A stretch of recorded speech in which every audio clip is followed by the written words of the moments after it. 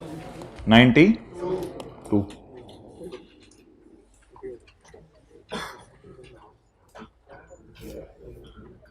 अच्छा, वो सवाल हम कल कर रहे थे, पास्ट पेपर वाला सवाल, क्वेश्चन 17 पे, उसका पेज नंबर किसी को पता हो अगर? 282।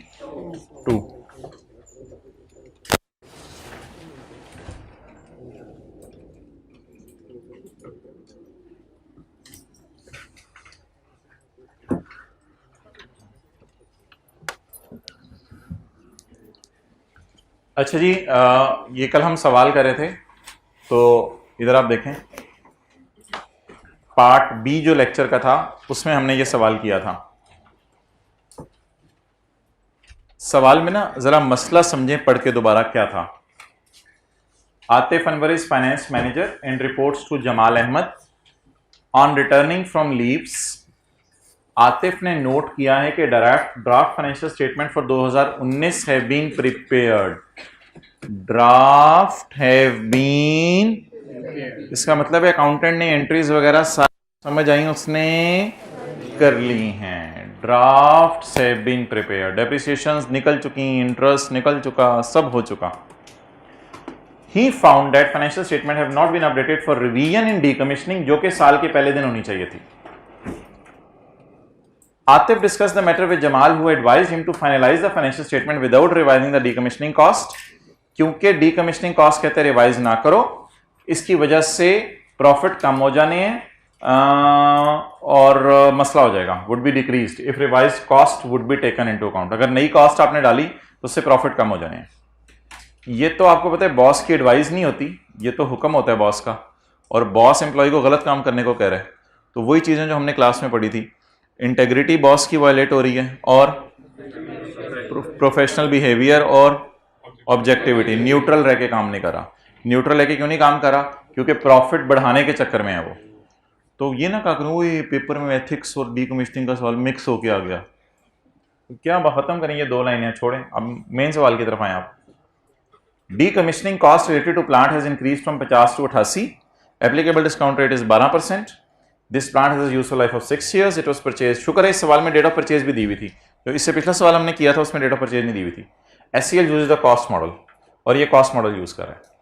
अब मुझे बता दें कब डीकमिशनिंग होनी चाहिए थी 19 के स्टार्ट में, लेकिन date have not been updated, नहीं हो सकी। लेकिन ड्राफ्ट फाइनेंशियल स्टेटमेंट फिर कैसे फाइनल हुई होंगी? ड्राफ्ट फाइनेंशियल स्टेटमेंट फाइनल हुई होंगी विदाउट दिस एडजस्टमेंट। इसका मतलब है मैंने कहा था कि 2019 के साल को, मैंने आपके आने से पहले नोट कर लिया हुआ दोबारा, 2019 के साल को नॉर्मल तरीके से चलाएं, और इस साल के डेप्रिसिएशन भी, इंटरेस्ट भी सब नॉर्मल तरीके से निकालें विदाउट चेंजिंग द एस्टीमेट। आपने तो घर जाना था, गुड डिसीजन। तो आपने विदाउट चेंजिंग द एस्टीमेट या फाइनेंशियल स्टेटमेंट बना ली, ठीक है।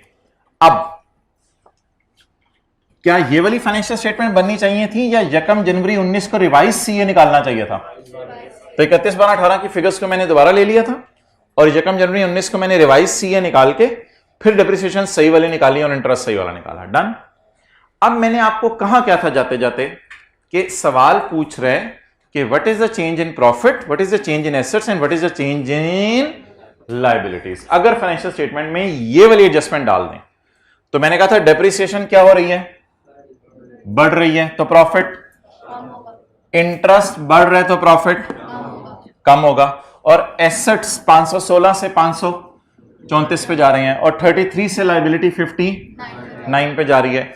और हमारा जो बॉस है वो ये कह रहा है कि एसेट की प्राइस ना बढ़ाओ, इससे डेप्रिसिएशन और इंटरेस्ट वगैरह बढ़ जाने हैं, उसकी वजह से प्रॉफिट कम हो जाने हैं। तो हमारा बॉस इस चीज से मना करे, वो तो एथिक्स की बात थी, ठीक है। तो एक एरर हो गई है जिसको बॉस सही करने से मना कर रहे हैं, तो ये बीच में एथिक्स डालने की कोशिश की थी। अब इसमें क्या ऐसी बात है अनएथिकल एग्जामिनर की?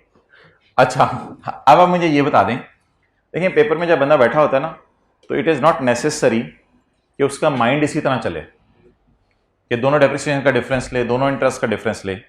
मे बी पेपर में आपका माइंड चल जाता ऐसे कि आप इस डेटे की रॉन्ग एंट्रीज करते और इस डेटे की बोले ओरिजिनल एंट्रीज करते, ऐसा ही है। इस डेटा से रॉन्ग एंट्रीज करते, इससे ओरिजिनल एंट्रीज करते। तो आप क्या क्या एंट्रीज करते? Debit debit account credit, interest debit provision, ये रॉन्ग एंट्रीज हो जाती। Original entries asset debit provision credit, debit debit account credit और इंटरेस्ट डेबिट प्रोविजन क्रेडिट। माइट भी आप ओरिजिनल और रॉन्ग करते, फिर ओरिजिनल रॉन्ग के बाद आप रेक्टिफाइंग करते। ओरिजिनल रॉन्ग के बाद आप क्या करते? रेक्टिफाइंग करते।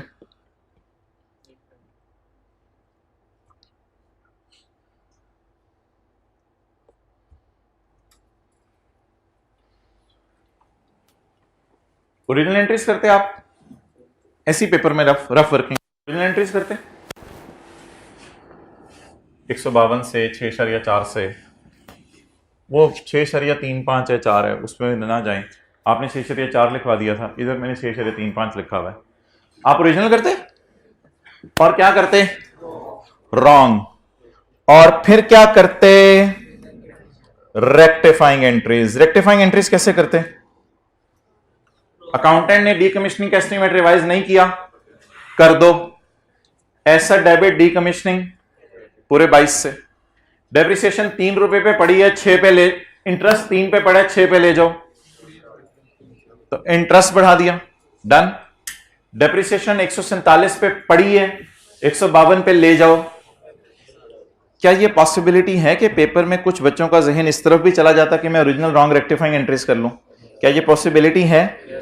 अच्छा, जब उनका जहन इस तरफ चला जाता तो ओरिजिनल रॉन्ग के बाद उन्होंने कौन सी एंट्रीज कर लेनी थी? अब रेक्टिफाइंग एंट्रीज में देख लें कि चेंज कितनी आ रही है। अल्लाह का शुक्र है वो चेंज हमारी वाली चेंज ही होनी चाहिए, डिफरेंस नहीं होनी चाहिए। 1 बाय 1 लेके चलें। एसेट ओवरऑल बढ़ रहे, कैलकुलेटर पकड़े, एसेट ओवरऑल बढ़ रहे कितने से? दोनों का डिफरेंस लेके बताएं। ये डेबिट पड़ा है, ये क्रेडिट पड़ा है, 17.75। ये सही है? सही है। लेकिन मैंने कैसे निकाला था? वर्किंग से या एंट्रीज करके? वर्किंग से। लेकिन एंट्रीज करके भी तो कोई बंदा इस तरफ जा सकता है, इस तरफ अगर निकल जाएगा तो सही जाएगा, कोई मसला नहीं होगा। क्योंकि आपको पता है रेक्टिफाइंग एंट्री चेंज बताती है, रेक्टिफाइंग एंट्री ओरिजिनल बताती है, रॉन्ग बताती है या तब्दीली बताती है? हो क्या चुका है? रॉन्ग। होना क्या चाहिए? चेंज क्या लाएं? इंटरेस्ट बढ़ाना है और डेप्रिसिएशन बढ़ानी है। अगर मैं दोनों को बढ़ाऊं तो मेरा प्रॉफिट कम हो जाएगा। तो दोनों को जमा करके देखें, ये जवाब आ रहा होगा 7.9। प्रॉफिट इतने से कम हो रहा है। प्रोविजन ओवरऑल क्या करनी है? ओवरऑल क्रेडिट डालना है इसमें। तो जरा दोनों को जमा करके देखें, 22 और 2 रुपए जो भी है, 22.8 है, 2.7 कितना? 20। क्लियर हो गया? तो ये दो तरीके थे, या तो वर्किंग्स करके आप डिफरेंसेस ले लेते या इस तरह डिफरेंसेस ले लेते। It's up to you. और ज़्यादा अच्छा फॉर्मेट बोर्ड पे है मैंने किया हुआ, सॉल्यूशन में कोई ज़्यादा मज़े का फॉर्मेट नहीं है। मैंने ये दोनों तरीके लिख दिए हुए हैं। ये वर्किंग्स का मैं डिफरेंस ले रहा हूँ, वर्किंग 1 का, और ये मैं रेक्टिफाइंग एंट्रीज से कुछ करने की कोशिश कर रहा हूँ सॉल्यूशन में। दोनों तरीके मैंने दिखा दिए हैं। ये मैंने वर्किंग 1 से कोशिश की है जवाब निकालने की। ये वर्किंग 2 क्या है? हाँ, रेक्टिफाइंग एंट्री। तो वर्किंग से भी चल सकते हैं और एंट्रीज से भी चल सकते हैं। इसी तरह आपको रिवैल्यूएशन का कोई सवाल आ सकता है कि रिवैल्यूएशन की एंट्री अकाउंटेंट भूल गया, तो उसकी दोनों वर्किंग्स कर लेंगे। वर्किंग से भी चल सकेंगे, एंट्री से भी। और एंट्रीज क्या शो करती हैं? चेंज। एंट्रीज क्या शो करती हैं? शो करती हैं। डन। यह वैसे ही एक बात करनी थी आपसे। IAS 10 में आ जाएंगे। पेज नंबर कौन सा था जो हमारा चल रहा था? 255।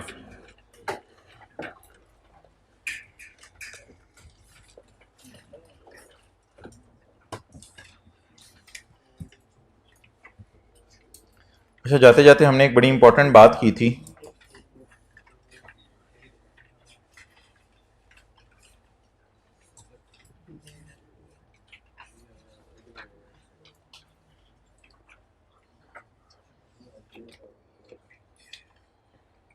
पता नहीं किधर चलेगी। अच्छा जी, देख लेते हैं दोबारा। मैं ये नहीं कहूंगा there is very thin line between IS 10 and 37, there is a very vague line between IS 10 and 37। Why? Employee injured हो गया इस दिन और उसने कोर्ट में केस कर दिया इस दिन, तो अभी हमारे डायरेक्टर्स ने फाइनेंशियल स्टेटमेंट ऑथोराइज इस दिन करनी है, तो अभी हम सेफ एंड पे हैं। तो क्या करें जी? एडजस्ट कर दें फाइनेंशियल स्टेटमेंट्स को? बिल्कुल। क्यों? क्योंकि ईयर एंड पे भी एम्प्लॉय सही सलामत नहीं था, कोई मसला था एम्प्लॉय में, डन हो गया। तो इसको कौन सा इवेंट कहेंगे? एडजस्टिंग। किस स्टैंडर्ड की रोशनी में? कि एंट्री हमारे साल बनती है या पिछले साल, ये इस साल एंट्री बनती है या हमारे साल एंट्री बनती है? हमारे साल है, क्योंकि हमारे साल की फाइनेंशियल स्टेटमेंट फाइनल हो रही है। दूसरा सवाल मेरा ये था आपसे कि अब इसकी एंट्री भी करनी है या नहीं, या फिर प्रोविजन रिकॉर्ड करनी है या कंटिजेंट लायबिलिटी आपने इसको कहना है। वो फिर आप लॉयर को फोन करके पूछें कि यार उसने कोर्ट केस कर दिया है, अगर लॉयर के 90% चांस है आप केस हार जाएंगे, तो फिर यहां आके एंट्री करें एक्सपेंस डेबिट प्रोविजन क्रेडिट। फिर यहां आके एंट्री करते हैं एक्सपेंस डेबिट प्रोविजन क्रेडिट। तो केस हारना है या जीतने, ये कौन सा स्टैंडर्ड बताएगा? IS 37 में लॉयर का मशवरा बताएगा। अब एंट्री किस साल करनी है, ये कौन सा स्टैंडर्ड बताएगा? IS 10 बताएगा। क्लियर? ओके।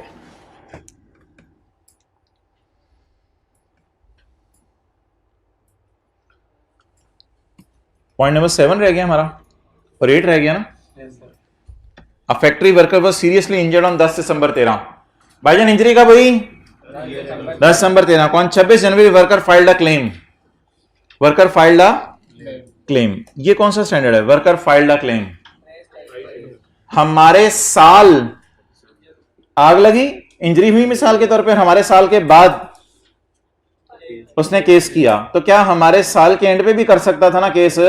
कोई ना कोई मसला चल रहा था ना। Does this court case after the year and relates to a circumstances that arose after the balance sheet date, या does it relate to a condition that existed at balance sheet date? It relates to a condition that existed at balance sheet date, therefore it is an। अब lawyer को phone करके पूछ लेते हैं कि पैसे देने का चांस हाई है या लो है। ये पैसे देने का चांस क्या है? हाई है। तो हाई है तो इसको क्या कहेंगे? प्रोविजन बनाएंगे या कंटिजेंट लायबिलिटी? प्रोविजन, क्योंकि प्रोबेबल है। प्रोबेबल है, पॉसिबल है? तो बता दें जी 31 दिसंबर 13 को मैं क्या एंट्री करूंगा? एक्सेलेंट। 31 दिसंबर 13 को मैं इसे एडजस्ट करूंगा अपनी फाइनेंशियल स्टेटमेंट में, एक्सपेंस डेबिट प्रोविजन। गुड जी। कितने से? 20 से। ओके।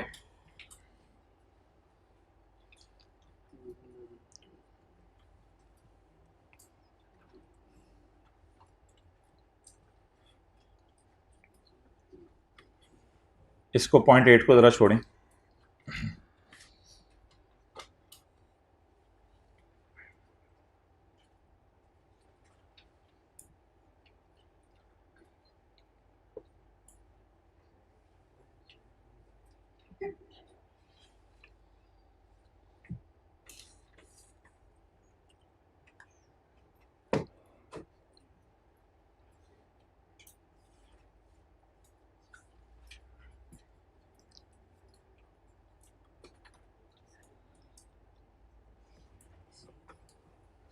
जी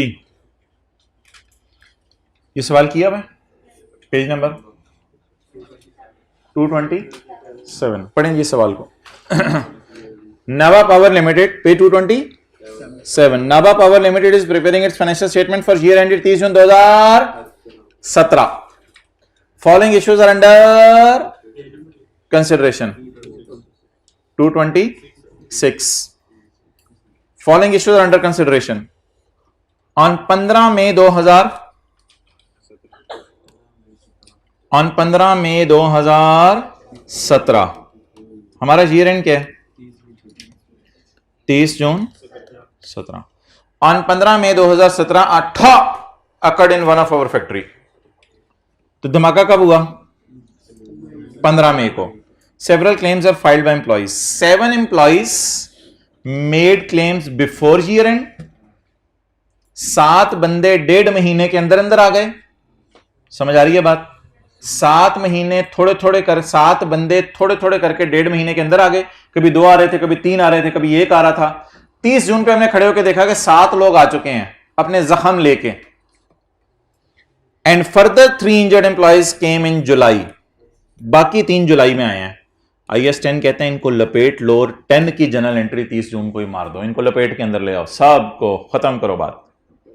क्या 3 लोगों का साल के बाद आना एडजस्टिंग इवेंट है, नॉन एडजस्टिंग इवेंट? बिकॉज 3 के आने की वजह ये, और 7 तो अंदर ही आ गए ना, 7 की तो टेंशन ना ले, 3 पे IS 10 लगाना है। 7 की तो बाय डिफॉल्ट एंट्री करनी है, वो तो हमारे साल आ गए, उनकी तो टेंशन ही नहीं।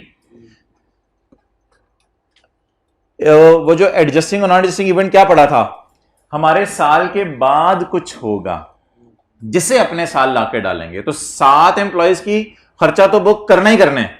मसला किन एम्प्लॉइज के कि उनका खर्चा हमारे साल आके बुक करें या ना करें। तो सवाल ये 3 आए किस वजह से? वही धमाका जो पहले हो चुका है, तो हमारे साल के धमाके की वजह से। इसका मतलब है इनको, इन 3 को भी हमने डाला था, 7 जमा 3 किया था, और लाइबिलिटी या प्रोविजन कितनों पे बुक की थी? पूरे 10 पे। So that was IS 10।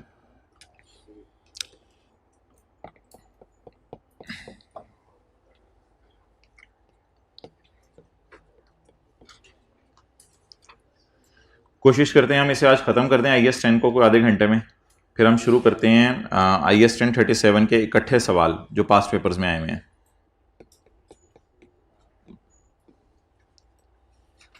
Page number आप निकाल लें 251।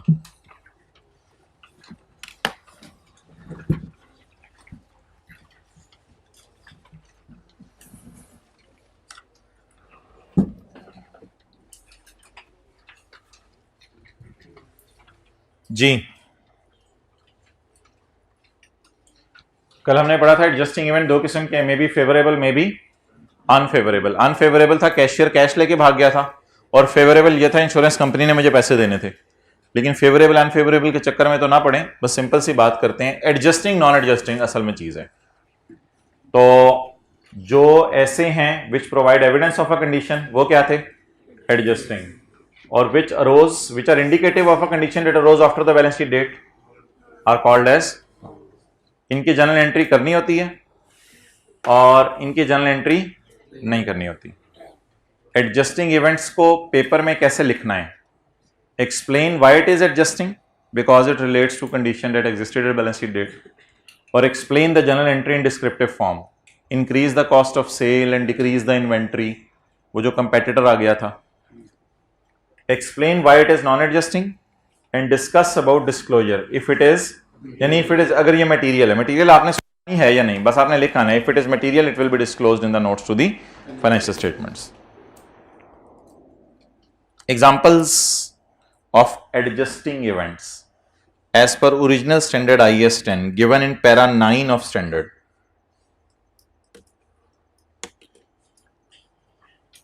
बैलेंस शीट डेट के बाद कोर्ट केस सेटल हुआ, जो ऑब्लिगेशन एग्जिस्ट करती थी बैलेंस शीट डेट पर।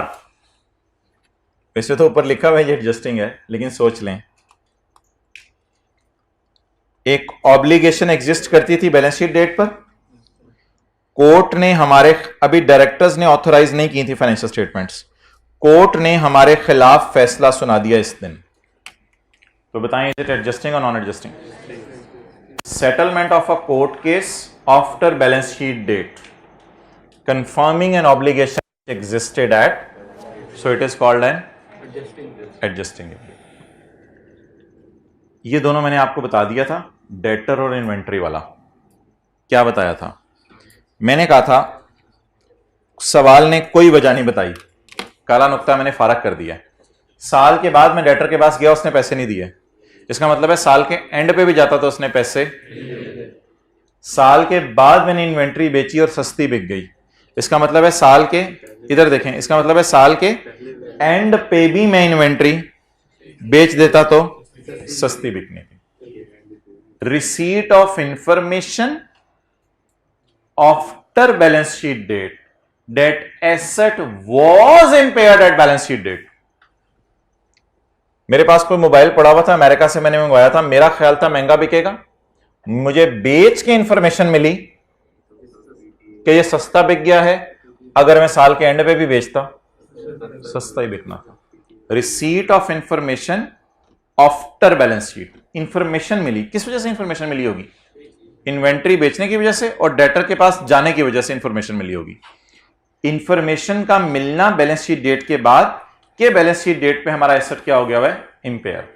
Debtor prove to be recoverable after year end though there was no apparent problem at year end, and loss occurred on sale of inventory after balance sheet date, though there was no apparent problem at, हमें नजर नहीं आ रही थी problem, लेकिन जैसे ही गए तो वो प्रॉब्लम एकदम आ गई। तो रातों रात तो प्रॉब्लम नहीं आई होगी, कोई ना कोई मसला चल रहा होगा। तो ये ऐसा नुकता था जो मैंने अकेले लगाया था, पीछे मुझे कुछ नहीं पता था क्या हो रहा है, लेकिन इस दिन भी मैं चला जाता तो यही होना था मेरे साथ। अच्छा जी, ये एक बड़ा मजे का कॉन्सेप्ट है, ये आपने सुनना है।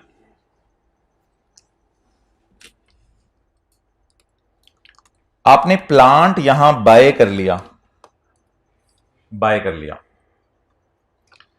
और अगले साल प्राइस फाइनल हुई।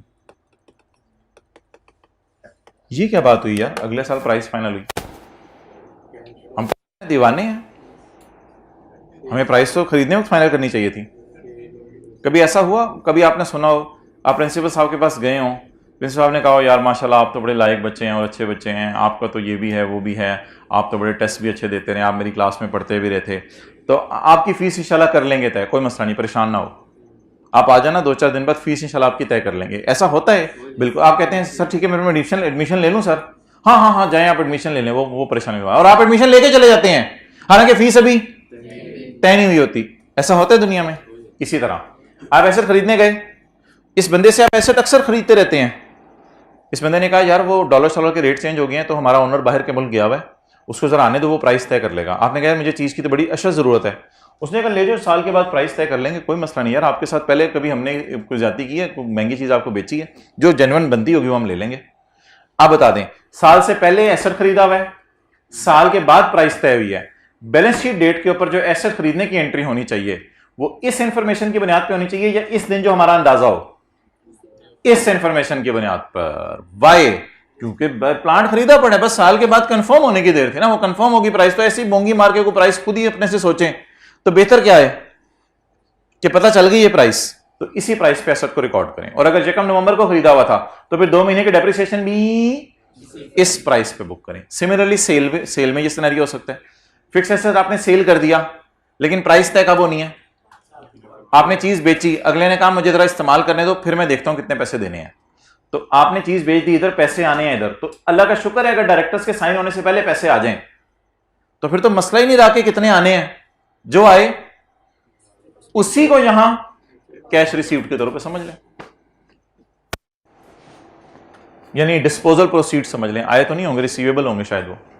डिटर्मिनेशन ऑफ, इधर क्या लिखा हुआ था, रिसीट ऑफ इंफॉर्मेशन मिली साल के बाद के डेटर बैड है, कब क्यों मिली, गए थे तो पता चल गया बैड है।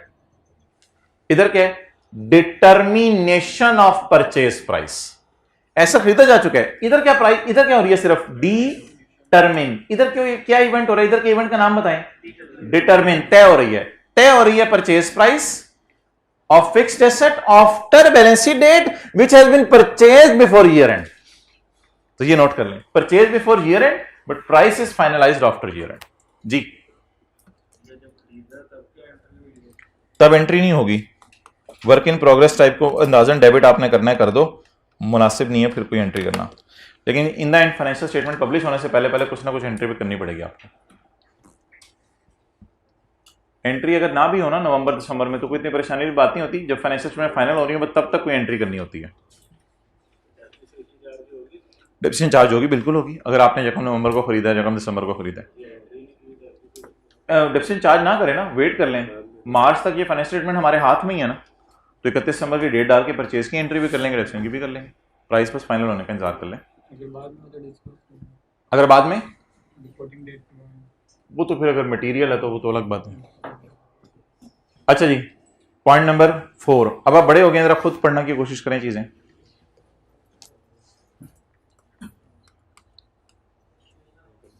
ये तो यार कल किया था ना सवाल, discovery of fraud and error, discovery इधर हुई है, अच्छा यार, मजे मजे की बातें सुने। पॉइंट 2 में क्या था? इधर रिसीट ऑफ इंफॉर्मेशन हुई थी कि पिछले साल की इन्वेंट्री सस्ती बिकी है। पॉइंट 2 में 3 में क्या था? इधर डिटरमिन हो रही थी क्या? प्राइस, जो एसेट बाय कर चुके थे साल से पहले। इधर डिस्कवरी हो रही है किसकी? फ्रॉड की, जो साल से पहले हो चुके हैं। Discovery of fraud after reporting date, which fraud occurred before reporting date, जो रिपोर्टिंग डेट से पहले फ्रॉड हो चुका है।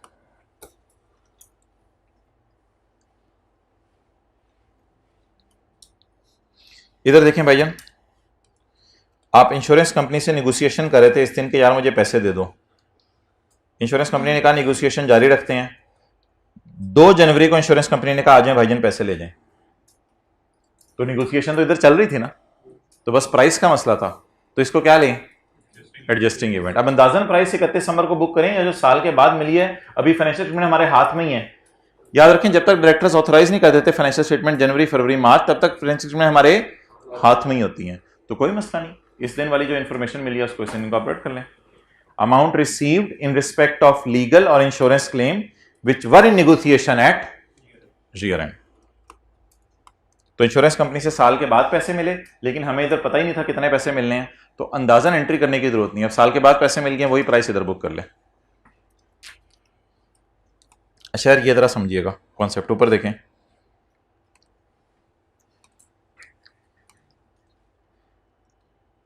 अगर आपने अनाउंस कर दिया ना बोनस, और एम्प्लॉइज में वैलिड एक्सपेक्टेशन क्रिएट हो गई है, और बस तय ये हुआ है कि प्रॉफिट का 5% बोनस मिलेगा, और अनाउंस हो गया दिसंबर से पहले, प्रॉफिट किसी को नहीं पता।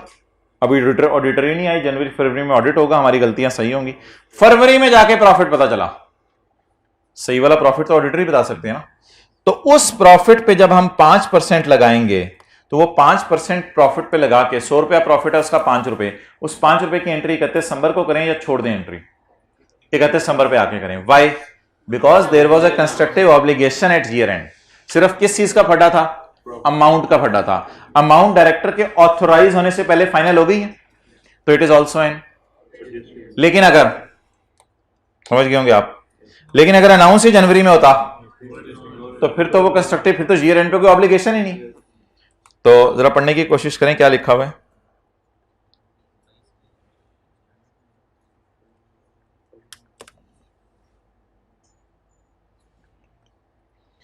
द डिटर्मिनेशन, ये अल्फाज यार समझ आ रहे हैं आपको? Determination, receipt of information, discovery, अल्फाज समझ आ रहे हैं? Determination after the reporting date. Reporting date क्या होती है? Determination after the reporting date of the, ये ना 5-6 मैं बार बार पढ़ रहा हूं, असल में इसमें से एमसीक्यूज भी आ जाते हैं अक्सर, तो इसी इंग्लिश से पेपर में सवाल भी आ जाता है। तो ये एग्जांपल स्टैंडर्ड की हमें पता होनी चाहिए। बेसिक थीम और कॉन्सेप्ट तो वही है जो हमने कल पढ़ लिया था। Determination after the balance sheet date of the amount of profit sharing और bonus payments if the entity has a present legal और constructive obligation at the end of reporting date. क्या ऑब्लिगेशन है? To make such payments. Constructive obligation की मिसाल लिख लें, announced before year end, announced before year end. Legal obligation क्या हो सकती है? हुकूमत ने क्या बोनस दो। कंस्ट्रक्टिव ऑब्लिगेशन का मतलब announce before year and.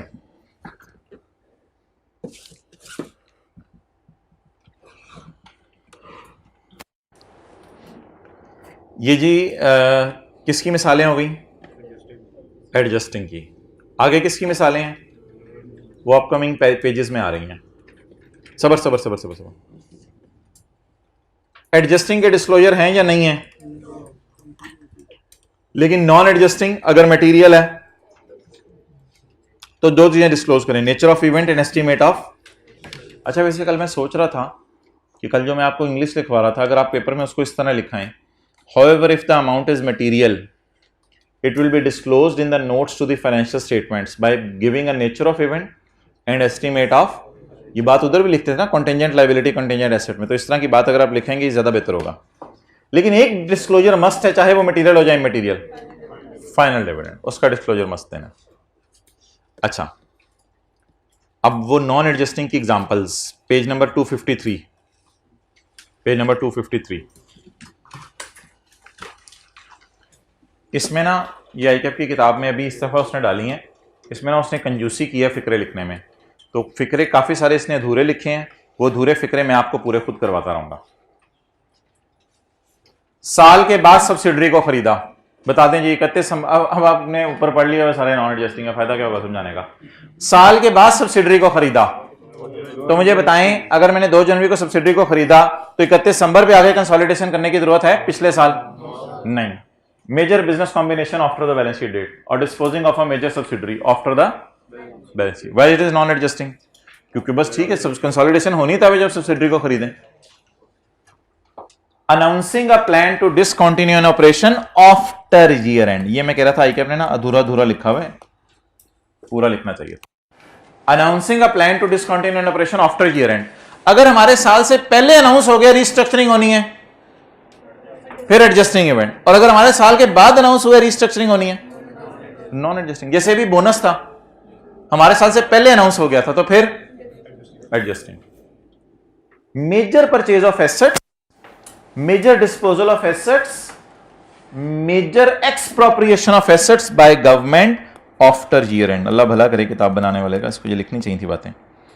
Major purchases of asset, major disposal of asset और major expropriation of major assets by government after year and.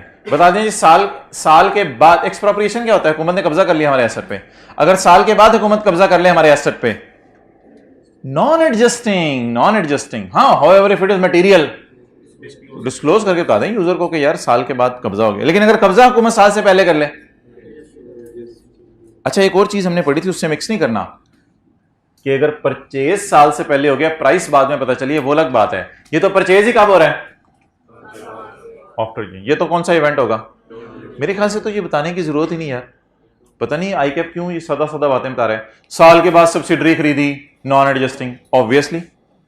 4 जनवरी को फिक्स्ड एसेट खरीदा, ऑब्वियसली नॉन एडजस्टिंग। 4 जनवरी को आपने फिक्स्ड एसेट बेचा, ऑब्वियसली नॉन एडजस्टिंग। 4 जनवरी को आपने अनाउंस कर दिया हम फलां बिजनेस बंद कर रहे हैं, नॉन एडजस्टिंग। नहीं, expense debit asset credit, sorry, हाँ बस। The destruction of major production plant by fire, 4 जनवरी को प्लांट का आग लग गई, हमारे साल क्या करें? कुछ भी नहीं करना। Announcing or commencing the implementation of a major restructuring after year end, it is non adjusting. साल के बाद शेयर इश्यू किए, cash debit share capital credit, साल के बाद शेयर इश्यू किए, नॉन एडजस्टिंग। साल के बाद आपने प्रेफरेंस शेयर इश्यू किए, नॉन एडजस्टिंग। साल के बाद डिविडेंड अनाउंस किया, non adjusting. Major ordinary share transactions and potential ordinary share transaction, potential shares हमारे IAS 33 में तो नहीं पोटेंशियल ऑर्डिनरी शेयर्स कोई हैं? कुछ शायद थोड़ा सा कॉन्सेप्ट हो। चलिए, पोटेंशियल होते हैं जो शेयर इशू हो सकते हैं after the balance sheet date. Major ordinary share transaction, potential ordinary share transactions after date. तो रिवाइज वो रिपीट हो गया 2 दफा, मादरत, इसको काटना पड़ेगा। F और G सेम है। एंटरिंग सिग्निफिकेंट कमिटमेंट्स और contingent liabilities bye issuing significant guarantees, ये वो कंटिंजेंट लायबिलिटी नहीं है। साल के बाद गारंटीज इशू की, ये तो क्या है? लेकिन साल के अंदर वाली गारंटीज भी मैंने बताया था नॉन एडजस्टिंग है, अनलेस कि अगली पार्टी क्या कर दे? डिफॉल्ट कर दे। ये तो बात कल पड़ी थी ना।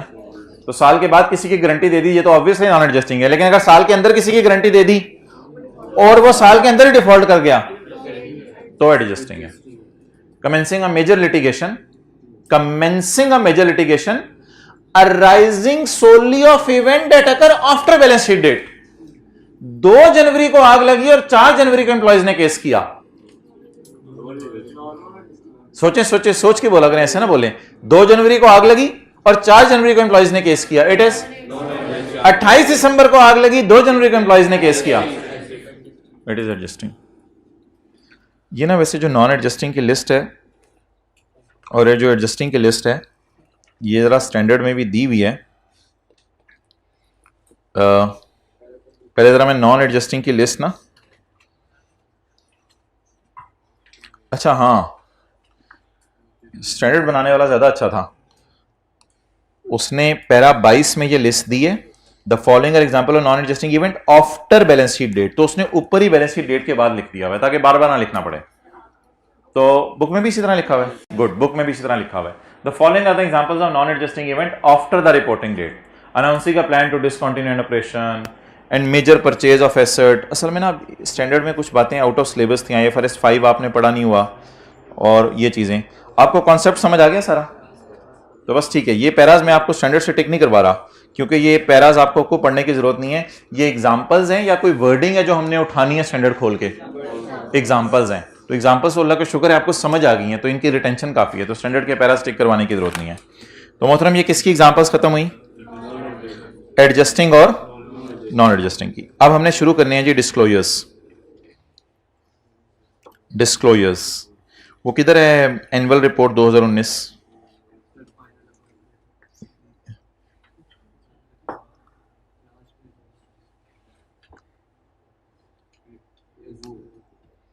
ये जी मोहतरम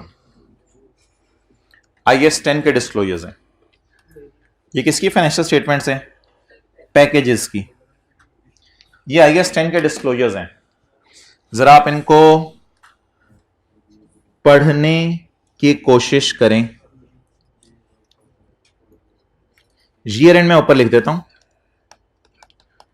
ईयर एंड हमारा 31/12/19 है।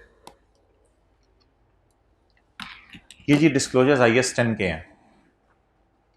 और देखिए फाइनेंशियल स्टेटमेंट से बिल्कुल ना, ये नोट्स में भी सबसे एंड पे नोट दिया हुआ है, note number 48, 49, date of authorization for issue. कल हमारे डायरेक्टर्स ने किस दिन फाइनेंशियल स्टेटमेंट्स ऑथराइज की थी? किसी को याद हो? 31 दिसंबर 13 था, तो हमारे डायरेक्टर्स ने किस दिन ऑथराइज की थी फाइनेंशियल स्टेटमेंट? 31 मार्च 14 को। अगर 31 मार्च 14 के बाद हमें कुछ भी पता चल जाए तो हमारे स्टैंडर्ड नहीं, नॉन एडजस्टिंग नहीं, वो मैंने कहा था not an adjusting, not adjusting. हमारे 31 मार्च के बाद हमें इस साल की भी गलती पता चल जाएगी ना, तो हम कुछ कर नहीं सकेंगे। क्यों? इस दिन डायरेक्टर्स फाइनेंशियल स्टेटमेंट ऑथोराइज कर चुके हैं फॉर इशू, कि इनको क्या कर दिया जाए? इशू कर दिया जाए। तो बेसिक थीम स्टैंडर्ड की जरा समझिएगा।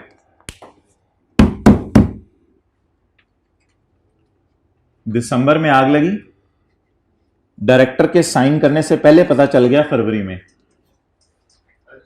एडजस्टिंग। जनवरी में आग लगी, फरवरी में पता चल गया। नवंबर में आग लगी, मई में जाके पता चला। ये तो IS 10 के स्कोप से ही बाहर है। तो क्या यूजर को फिर बताना चाहिए डायरेक्टर ने साइन किस दिन किए हैं, ताकि उन्हें पता हो कि इस दिन के बाद वाली चीजें तो लोगों ने इनकॉर्पोरेट ही नहीं की क्योंकि ये IS 10 के स्कोप से बाहर थी।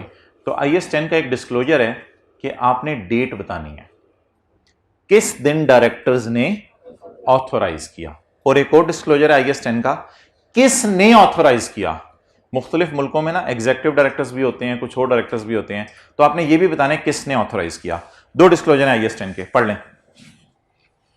Date of authorization for issue. Paper में डिस्क्लोजर बनाने को आ गया तो इसकी तस्वीर खींच लें, बस ये आपने डिस्क्लोजर बनाने। Date for authorization of issue download करके रख ली है वैसे आप लोगों ने, ठीक है। और अगर डाउनलोड करके रख ली है तो अभी मैं आपको इसका पेज नंबर भी लिखवा दूंगा, 151, पैकेजेस की फाइनेंशियल स्टेटमेंट्स 2019 की। दीज अनकंसोलिडेटेड फाइनेंशियल स्टेटमेंट है। ये क्या लिखा हुआ है? सेपरेट होंगी ना, these separate financial statement. These एक मिनट, मुझे IS 10 लिख लेने दो ऊपर पहले। These financial statements are authorized for issue on 13 मार्च। समझ आया? जनवरी, फरवरी और मार्च की 13 तारीख के बाद अगर डायरेक्टर को कुछ पता भी चला होगा ना तो वो चुप कर गए होंगे, बस यार अब क्या कर सकते हैं, इशू हो चुकी हैं। और इशू और ऑथराइज करने वाला कौन है? Board of director. इस नोट का नाम क्या है? Maturity analysis. चपेड़ मारे बंदा। PP right of use note का नाम है क्या? Date of authorization for issue. Date and who issued? Directors, board of director. अच्छा, एक डिस्क्लोजर मैंने आपको कल बता दिया था, मस्ट डिस्क्लोज फाइनल डिविडेंड। 19 का फाइनल डिविडेंड 20 में अनाउंस होगा। The board of directors has proposed the final cash dividend for year ended 31 December 19 rupees 12 पर शेयर अमाउंटिंग टू रुपीज इतने million eight their meeting held on 13 मार्च 2020। इसको छोड़े पर क्या आगे शेयर होल्डर्स ने क्या करना है? शेयर होल्डर्स फिर इसको अप्रूव करते हैं, वो कंपनी लॉ की बातें होंगी। तो बता दें जी, डायरेक्टर्स ने किस दिन ऐलान कर दिया था डिविडेंड का? 13 मार्च को। और इसलिए इस डिविडेंड को हमने क्या किया? सिर्फ SOCIE में डाला होगा 2019 में। ये किस साल की फाइनेंशियल स्टेटमेंट में जाएगा? 2020। किसी ने 2020 की भी तो नहीं घर में फाइनेंशियल स्टेटमेंट डाउनलोड करके रख ली हुई कि उसकी स्टेटमेंट चेन इक्विटी में जाके ढूंढ रहा हो? वैसे मिल सकता है अगर उसने जाके ढूंढे तो। 19 में डिस्क्लोज होगा और 20 में। अच्छा, अगर इन फाइनेंशियल स्टेटमेंट का आपको घर में टाइम मिले और इसकी SOCIE खोलें, उसमें आपको कौन सा फाइनल डिविडेंड मिलेगा? 19 वाला 20 में रिकॉर्ड होना है, हम 19 में खड़े हैं, तो इनकी SOCIE में कौन सा वाला मिलेगा? 18 का। लेकिन इनके नोट्स में कौन सा मिलेगा? 19 का। क्लियर होगी बात? मैं यहां पर एक बात लिख दूं आज डरते डरते कि अगर मेरा ईयर एंड 31/12/19 है तो 2018 का फाइनल डिविडेंड SOCIE में जाएगा और 2019 का फाइनल डिविडेंड क्या होगा? डिस्क्लोज होगा। तो ये बात आपको बुरी तो नहीं लगेगी? चलें, यार नोट करने का प्रोग्राम ही होता आप लोगों का, मुझे लगता है।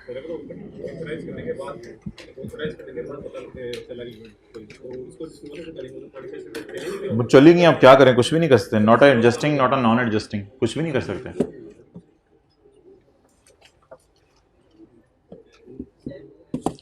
जी, बंद करवाने हैं या ऊपर करवाने हैं विंग्स? ऊपर करवा दो विंग्स।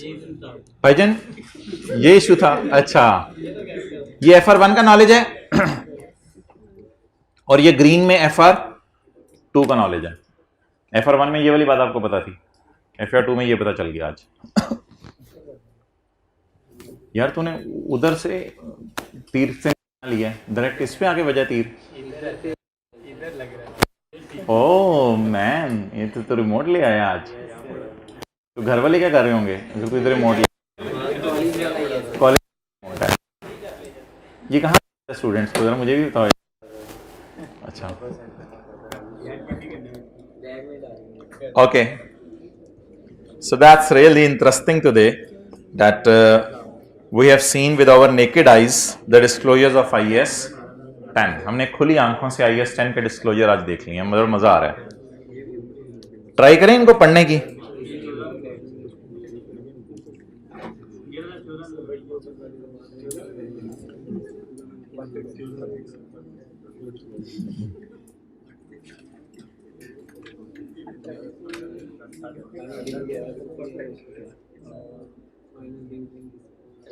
अच्छा जी, पेज 252,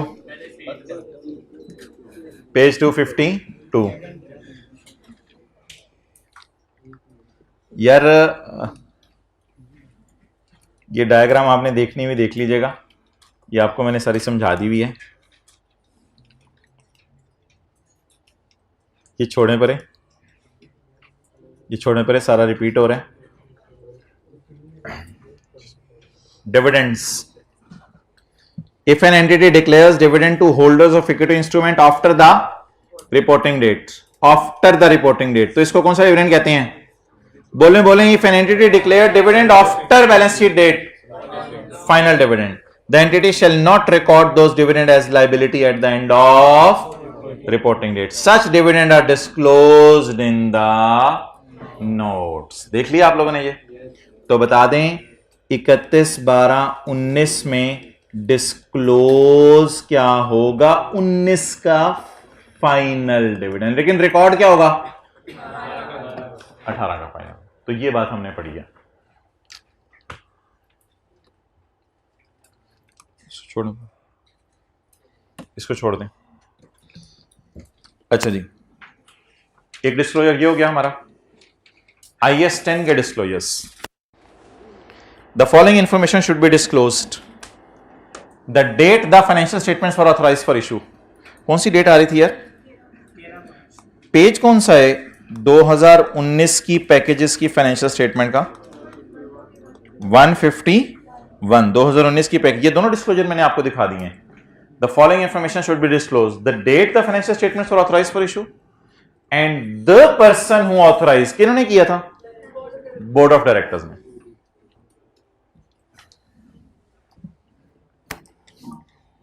यार ये पता नहीं अजीब सी बात है, स्टैंडर्ड में लिखी हुई। If the entities owners have the power to amend the financial statements after issue, director के इशू के बाद शेयर होल्डर उसको अमेंड कर सकें, तो एंटिटी ये फैक्ट लोगों को बता दे कि शेयर होल्डर भी अभी इसको अमेंड कर सकते हैं। लेकिन ये बात बस इसी हद तक आपने पढ़नी है, इसके कॉन्सिक्वेंसेस नहीं सोचने सवालों पे। It is important for users to know when the financial statement because the financial statement do not reflect the event. Leave it.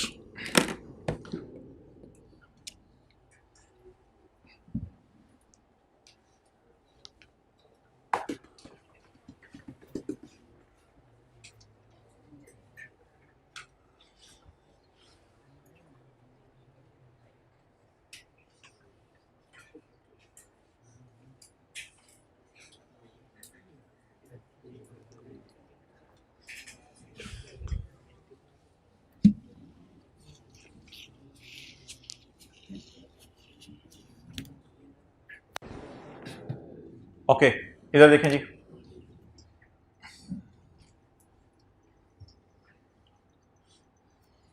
दो डिस्क्लोजर हो रहे हैं। ये 31 दिसंबर 12 है और ये 31 मार्च 13 है। ये कौन सी डेट होगी? डेट फाइनेंशियल स्टेटमेंट्स और ऑथोराइज्ड फॉर इशू। आपने कोई एसेट को वैल्यू लगवाई वैल्यूअर से। अब आपको पता नहीं चल रहा कि वैल्यूअर जो है वो पेरेंट कंपनी या कोई सब्सिडरी कंपनी है, यानी वैल्यूअर कंपनी एक्स है या वाई है। क्यों नहीं पता चल रहा आपको? क्योंकि आपने कंपनी एक्स से रिक्वेस्ट की थी जो कि एक पेरेंट कंपनी थी, आपकी पेरेंट नहीं थी। पेरेंट किसकी थी? Of Y. तो आपने कंपनी एक्स से रिक्वेस्ट की कि यार मुझे वैल्यूअर भेज दो। अब आपको पता नहीं चला कि वैल्यूअर कंपनी एक्स ने भेजा है या इसने अपनी सब्सिडरी से कोई वैल्यूअर भेज दिया है। अब हमें पता नहीं चल रहा। तो साल के बाद अगर पता चल जाए 2-3 महीने के अंदर, तो फिर किसका नाम लिखें? अगर एक्स ने वैल्यू किया तो उसका नाम लिख दें, वाई ने वैल्यू किया तो उसका नाम लिख दें। इससे क्या अमाउंट्स पे फर्क पड़ेगी या डिस्क्लोजर अपडेट होंगे? बस डिस्क्लोजर अपडेट होंगे। ये तो मिसाल होगी सिर्फ अंग्रेजी अपडेट होने की कि आफ्टर ईयर एंड आपको पता चला कि नहीं यार वाई ने वैल्यूएशन की थी, क्योंकि उसके पास टाइम नहीं था तो इसने जिम्मेदारी इसकी लगा दी थी। अब वैल्यूअर का नाम क्या लिखें? कंपनी एक्स या कंपनी वाई? एक बात ये होगी। दूसरी बात,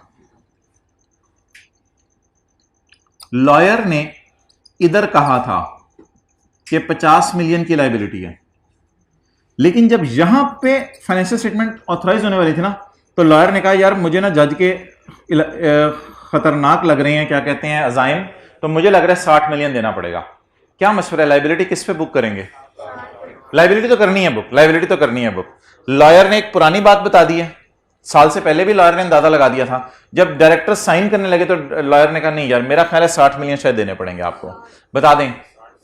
अब ये जो डिस्क्लोजर मैंने अपडेट करना है, क्या ये अमाउंट अपडेट करनी है या खाली कोई अंग्रेजी अपडेट करनी है? अमाउंट अपडेट करनी है। मेरी एंट्री जो फाइनल होनी चाहिए फाइनेंशियल स्टेटमेंट्स में वो 60 मिलियन वाली होनी चाहिए या 50 मिलियन वाली होनी चाहिए? 60 मिलियन। तो लॉयर का ख्याल पहले क्या था? 50। अब लॉयर का ख्याल क्या है? 60। तो ये जरा दो बातें मैंने मुझे पढ़ने दे, फिर नोट कीजिएगा। If an entity receive information after balance sheet date, if an entity receive information after the balance sheet date about the conditions that existed at the end of reporting period, it shall update the disclosures that relate to those conditions in the light of new information. An entity may need to update the disclosure even when information does not affect the amounts. ये बताएं मतलब, an entity may need to update the information even if it do not affect the amount. ये वाली मिसाल इसकी होगी ना। तो इसका मतलब है दोनों डिस्क्लोजर आपने क्या करने हैं? अपडेट करने हैं। क्लियर? अब हमारा एक मिनट, अब हमारा आखिरी कॉन्सेप्ट रह गया गोइंग कंसर्न। तो मेरे ख्याल से आज के कॉन्सेप्ट्स बस काफ़ी हो गए हैं, हम गोइंग कंसर्न वाला कॉन्सेप्ट नहीं करेंगे, बस हम पास पेपर के कुछ सवाल कर लेते हैं। तो ये आखिरी कॉन्सेप्ट नोट कर लें। इसमें अगर लॉयर के कहने पे आपने एंट्री कर ली हुई एक्सपेंस डेबिट पेबल क्रेडिट 50 से, तो साइन होने से पहले आप एक्सपेंस डेबिट पेबल क्रेडिट 10 रुपये से और कर लें। अमाउंट अफेक्ट हो रही है इसमें, और नीचे वाले में अमाउंट नहीं इफेक्ट हो रही, वैल्यू और वैल्यू लगा के चला गया, बस पता नहीं चल रहा था कि बड़ी कंपनी ने वैल्यूअर भेजा या छोटी कंपनी ने भेजा है, तो बाद में पता चला कि छोटी कंपनी ने भेजा, तो बस उसका नाम लिख दें वैल्यूअर का।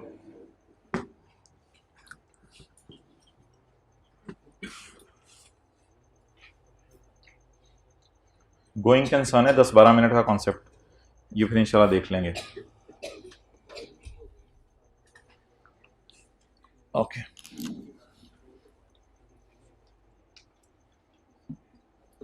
इधर है ग्लास।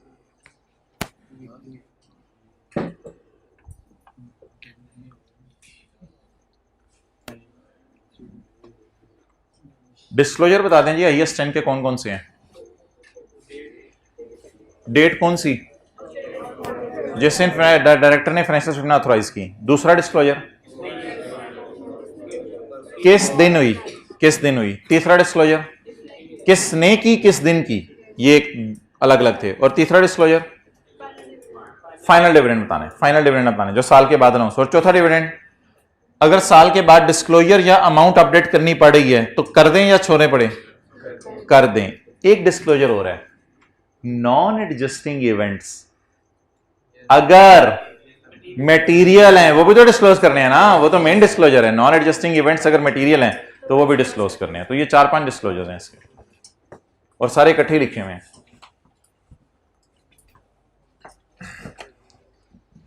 अगर आप लिस्ट पूरी करना चाहें, देखें इधर, एक तो ये हो गई डिस्क्लोजर, इसमें हमने कोई ऐसे ऐसे ऐसे लाइन लगा ली। एक तो ये हो गए डिस्क्लोजर, और एक डिस्क्लोजर हो गए, ये हो गए डिस्क्लोजर, एक ये हो गए डिस्क्लोजर, और एक और मैंने बताया नॉन एडजस्टिंग इवेंट अगर मटेरियल है तो उनको क्या करना है, डिस्क्लोज करना है। किसके डिस्क्लोजर्स हो गए जी, ये IAS 10 के।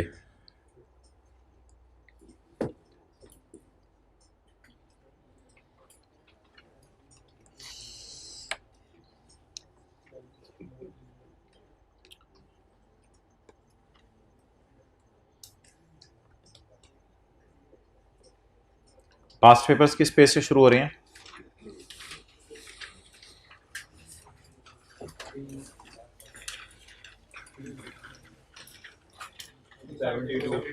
टू 72।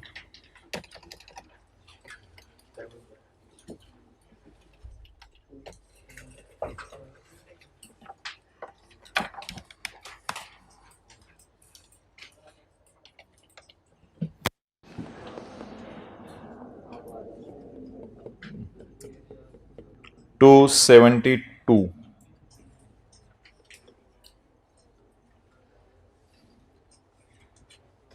बिस्मिल्लाहिर्रहमानिर्रहीम। क्वेश्चन 2 जी, पॉइंट नंबर 2।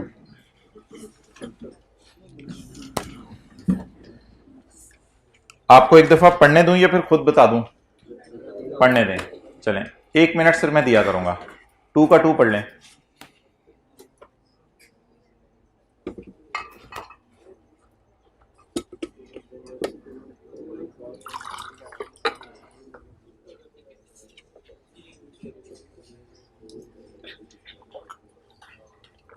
मोहतरम 2 का 2 पढ़ना है। फॉल सीलिंग इंशाल्लाह क्लास के बाद देखेंगे।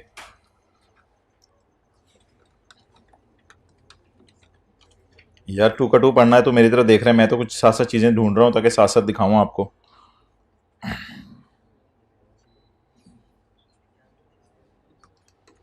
जी ईयर बताएं। अब आप मुझे बहुत ज्यादा आपकी तरफ से एक शौक और वलवला चाहिए। ईयर बताएं जी। 30 जून 2019। इन मई 2019 साल खत्म होने से 1.5-2 महीना पहले TS board of director decided, शुक्र है डिसाइड हुआ है, अभी तक बताया नहीं, decided to relocate its regional office from Multan to Lahore. In this respect a detail plan was approved by management and formal ओए बता भी दिया है, and formal announcement was made in June. Is it a constructive obligation or legal obligation? Constructive obligation. ठीक है, चलें जी, आप लिख के आएंगे पेपर में अ कंस्ट्रक्टिव ऑब्लिगेशन. ये पेज भूल तो नहीं गया, पेज कौन सा है? 229 था ना. स्टैंडर्ड खोलेंगे, स्टैंडर्ड खोल के आप लिख के आएंगे a constructive obligation to restructure arises when and only where there is a formal plan for restructuring and it has raised a valid expectation in those affected that it will carry out the restructuring by announcing its main features. ये standard से लिख कर, para कौन सा 72, ये लिख कर फिर आप इधर आएंगे, इधर से आके आप लिखेंगे as the directors have decided and approved it and also formally announced in June.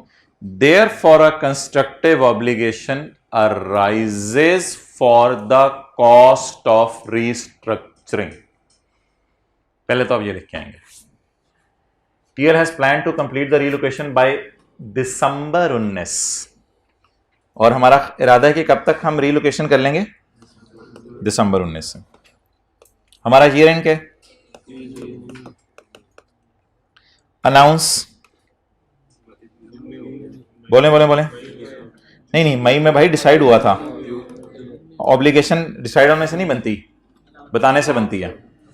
अच्छा, और इंशाल्लाह कितने महीने में रीस्ट्रक्चरिंग हो जानी है? 6 महीने में. कब तक? तो जूस बनाने नेस्ले वालों ने बंद कर देनी है 6 महीने के अंदर अंदर. मैं आपको कहा करता था 2 महीने के अंदर अंदर. सवाल करें इंशाल्लाह 6 महीने के अंदर अंदर हमने रीलोकेशन कर देनी है. अब जो भी कॉस्ट होंगी ना, वो नवंबर, दिसंबर, जनवरी के करीब मूव कर रही होंगी. कुछ लोगों को पहले पैसे देके फारिग करने लग जाएंगे, कुछ को बाद में पैसे दे देंगे. अब देखते हैं इस अरसे में कौन सी कॉस्ट्स मूव कर रही हैं. लेकिन please we are standing here. Announce हो चुका है और इंप्लीमेंट कब होना है? अगले साल. अनाउंस बिफोर ईयर एंड और इंप्लीमेंट कब होना है? अगले साल. TL has plan to complete the relocation by अगला साल. The related cost have been estimated. इस वजह से कि यहां खड़े होकर हम अंदाजे ही लगा सकते हैं ना क्या क्या खर्चे होंगे. तो related cost have been estimated. ये अंदाजे हैं हमारे कि इंशाल्लाह इतने खर्चे हो जाएंगे. रिडंडेंसी, तो इसके बारे में मैंने आपको कहा था, आप लिख के आएंगे कि a restructuring provision shall include an expenditure which is necessary and not associated with ongoing activity. Therefore, redundancy cost की provision should be recorded amounting to rupees 20 million. Cost of ये हो गई है, होगी probably कब होगी? अगले साल दिसंबर में. अगले साल दिसंबर में. दे दिए हैं, देंगे. तो लाइबिलिटी है या पे है? Cost of moving office equipment to Lahore. Relocation. तो रीलोकेशन स्टाफ की हो या रीलोकेशन चीजों की हो, एक जगह से दूसरी जगह, ये शिफ्टिंग कॉस्ट है. तो शिफ्टिंग की वजह से नए बिजनेस को फायदा आएगा या ये पुरानी एक्टिविटी के लिए जरूरी है? मेरे ख्याल से तो रीलोकेशन का मतलब है एक जगह से दूसरी का चीजें ले जाना. और जब दूसरी जगह चीजें जाती हैं तो फिर दूसरी जगह फायदा होता है ना बिजनेस में. आप ये चीजें उठा के, कुर्सियां उठा के नई बिल्डिंग में ले गए, तो इस बिल्डिंग में फायदा होगा या अगली में? तो मुझे तो लग रहा है ये न्यू बिजनेस को हेल्प करेगी. आपकी cost future business, past business के लिए नहीं है. तो रीलोकेशन विल हेल्प. आप कोई बेड उठा के अपने रूम से किसी दूसरे घर में ले जाएं तो दूसरे घर में जाके आप उस पर सोएंगे ना. तो व्हाट डज इट मीन कि आपको फ्यूचर में फायदा होना है उससे. तो it doesn't relate to past. तो बता दें इसकी प्रोविजन बुक होगी या नहीं होगी? Compensation to employees agreeing to relocate. Bashir इधर आ जाओ, याद आ रहा है? और पता नहीं दूसरा कौन सा था, अमजद इधर आ जाओ. Agreeing to relocate. इनको रिडंडेंट करना है या दूसरी जगह शिफ्ट करना है? तो जब दूसरी जगह इनको शिफ्ट करेंगे तो पास्ट के बिजनेस को फायदा आएगा जिसे फारग कर रहे हैं, या न्यू बिजनेस को फायदा आएगा? तो relocation of staff, containing staff, इसको रीलोकेट कर रहे हैं, तो ये भी क्रॉस हो गया। यार ये जो तीसरा पॉइंट है ना, ये मैंने आपको नहीं पढ़ाया हुआ, ये जरा खुद सोच लेते हैं। असल में मैंने पढ़ाना क्या था, स्टैंडर्ड में वाज़ेह तौर पे लिखा नहीं हुआ कहीं। Salary of existing operation manager responsible to supervise the location, relocation. वैसे तो सवाल ने वाज़ेह तौर पे नहीं, मैं असल में हाँ मैं कुछ और समझ रहा था, ब्रैकेट पढ़ के मैं इस नतीजे पे पहुंचा हूँ, ये कॉन्सेप्ट आपको दिया हुआ है। एक और तरीके से भी ये सवाल आ सकता है, वो मैं फिर आपको बाद में कभी बताऊंगा। वो उसमें आ सकता है salary of existent manager responsible for redundancy, नहीं फिर होगा या नहीं होगा भी डिसीजन ना लें, वो मैं पढ़ाऊंगा। फिलहाल क्या लिखा हुआ है, एग्जिस्टिंग ऑपरेशन मैनेजर है, उसको तनख्वाह दी है for the purpose of relocation. Will it help relocation और will it help a past business? Relocation भी। अच्छा रिडंडेंसी होती क्या है? रिडंडेंसी नहीं, मादरत, रिस्ट्रक्चरिंग होती क्या है? या आप कोई बिजनेस सेल कर देते हैं, या टर्मिनेट कर देते हैं, या कोई बिजनेस क्लोज कर देते हैं किसी कंट्री या रीजन में, या एक इलाके से दूसरे इलाके में शिफ्ट हो जाते हैं, या मैनेजमेंट स्ट्रक्चर में कोई लेयर उठा के फारिग कर देते हैं, या फंडामेंटल रीऑर्गेनाइजेशंस करते हैं जिससे आपके बिजनेस की नेचर के ऊपर मटेरियल इफेक्ट हो। नहीं पहले गाड़ियां बना आप टैंक बनाने लग जाते हैं, तो ये सारी चीजें किसमें फॉल करती हैं? रिस्ट्रक्चरिंग। अब मुझे रीलोकेशन का क्या मतलब है, कि उसको नई जगह पे भेजना है या पुरानी जगह पे? नई जगह पे। तो इन सब के ऊपर जो आ जाके रूल लगेगा वो कौन सा वाला लगेगा? पैरा नंबर 81, रीलोकेटिंग का पैरा लगेगा। और ये सारे खर्चे अंग्रेजी में हम क्या लिख के आएंगे? Restructuring provision does not include these costs because these expenditure relate to and are not liabilities for restructuring. Clear? तो अब आप पैरास लिख लें। एक तो पैरा 72 है ना हमारा मेन वाला, तो वो तो इसके साथ लिखे ना, अनाउंसमेंट के साथ। पैरा 72 इसके लिए लिख के आएंगे। रिडंडेंसी के लिए पैरा एक्सीलेंट 80, और इन सब के लिए 81। जनरल एंट्री कर लें, एक्सपेंस डेबिट प्रोविजन क्रेडिट 20 रुपए से। एक्सपेंस डेबिट, ये क्यों लॉस इसने यार लिखा हुआ है बीन एस्टिमेटेड? ये मुझे लॉस समझा दें, अभी तो अगले साल दिसंबर में होनी है ना। अच्छा इन तीनों के साथ क्या लिख के आएंगे? Cost of moving office equipment to Lahore ₹3, compensation agreeing to relocate ₹10, and salary of extend production manager responsible to supervise relocation amounting to ₹2। These all are costs which relate to future conduct of and are not liabilities for, therefore a restructuring provision will not include these amounts. ये amounts restructuring में शामिल नहीं होंगे। बजाय कि मैं कोई और कॉन्सेप्ट करूं, इसी को जरा रिवाइज कर लेते हैं। इसी कॉन्सेप्ट को ढूंढने कहीं और आ रहा हो। ये तो कर लिया हुआ यार, वीनस वाला केमिकल डिवीजन बंद हो रहा था, इससे ऊपर भी आ रहा है कहीं? नहीं, ये वाला यार करें, page 277, page 277, point number C. जी बंद करवा दें यार, बंद कर दो, किधर चला गया है? आप बंद कर दो। पढ़ें यार, पढ़ें पढ़ें, जल्दी करें, टिक क्रॉस करें, पैरा नंबर लिखें।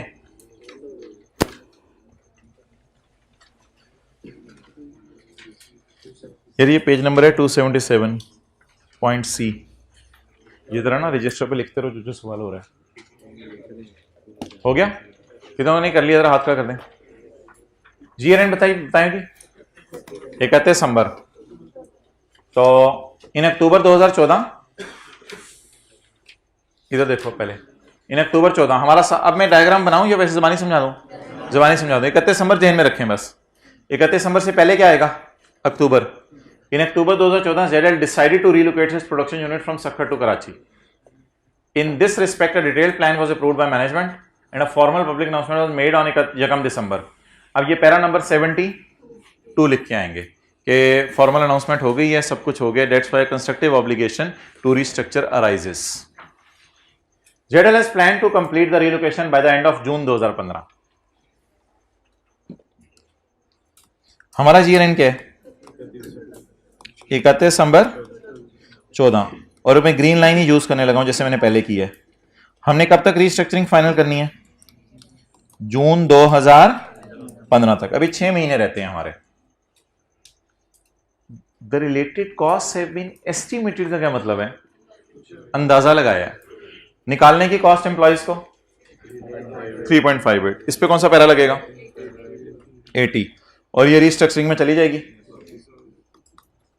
उसके बाद relocation of staff to Karachi, relocation of containing staff will help in future. वो तो रीलोकेट करके उधर चले जाएंगे ना, शिफ्ट कर देंगे उनको। तो that's why it is not a restructuring.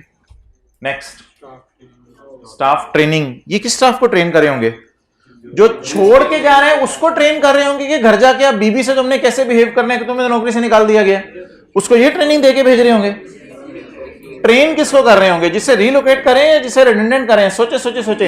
Organisation redundant करने वालों को तो रीलोकेट नहीं, वो ट्रेन नहीं करेगी। ट्रेन किनको करेगी? हाँ, staff training of staff relocated, of staff relocated. Bashir और अमजद को। Salary of existing operation manager. और आगे क्या लिखा हुआ है बोले? जो रिस्पॉन्सिबल किसके लिए है? तो ये सारी चीजें किसको हेल्प करेंगी? करंट को या फ्यूचर को? फ्यूचर को। तो ये सारा ट्रेनिंग का लफ्ज लिखा हुआ था कहीं? हाँ, रीट्रेनिंग। तो ये सारा पैरा 81 और ये 80।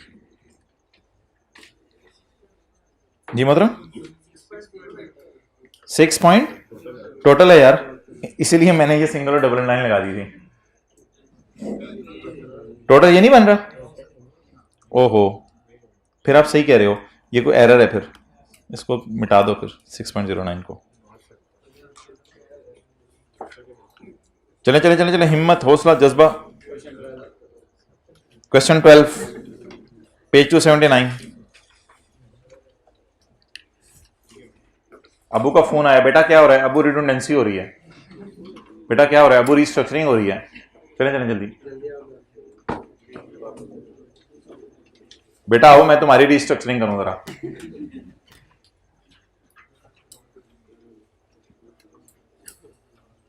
बुनियान शनियान पहन लो, बकरा पकड़ लो, अब छुरी पकड़ो। चलें जी, जल्दी करें।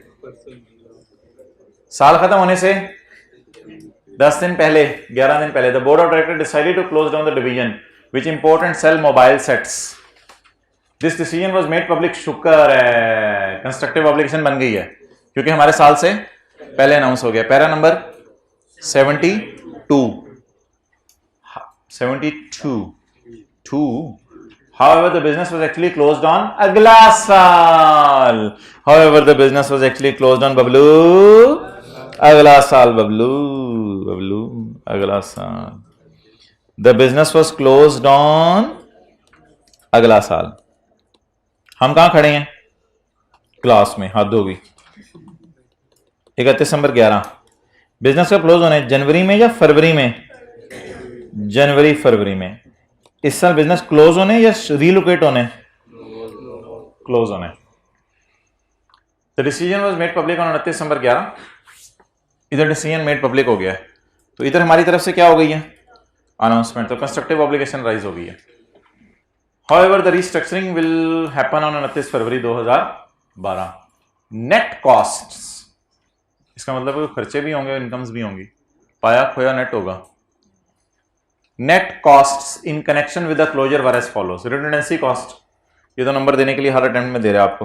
रिडंडेंसी कॉस्ट, ये तो रिस्ट्रक्चरिंग के कॉस्ट का पार्ट बन जाएगी। Staff training, operating loss from यकम जुलाई साल गलत लिखे हैं मैंने, साल गलत लिखे हैं। नहीं, साल बिल्कुल सही लिखे। ऑपरेटिंग लॉस फ्रॉम यकम जुलाई 11 to the closure of division. हुई हुई हुई हुई हुई।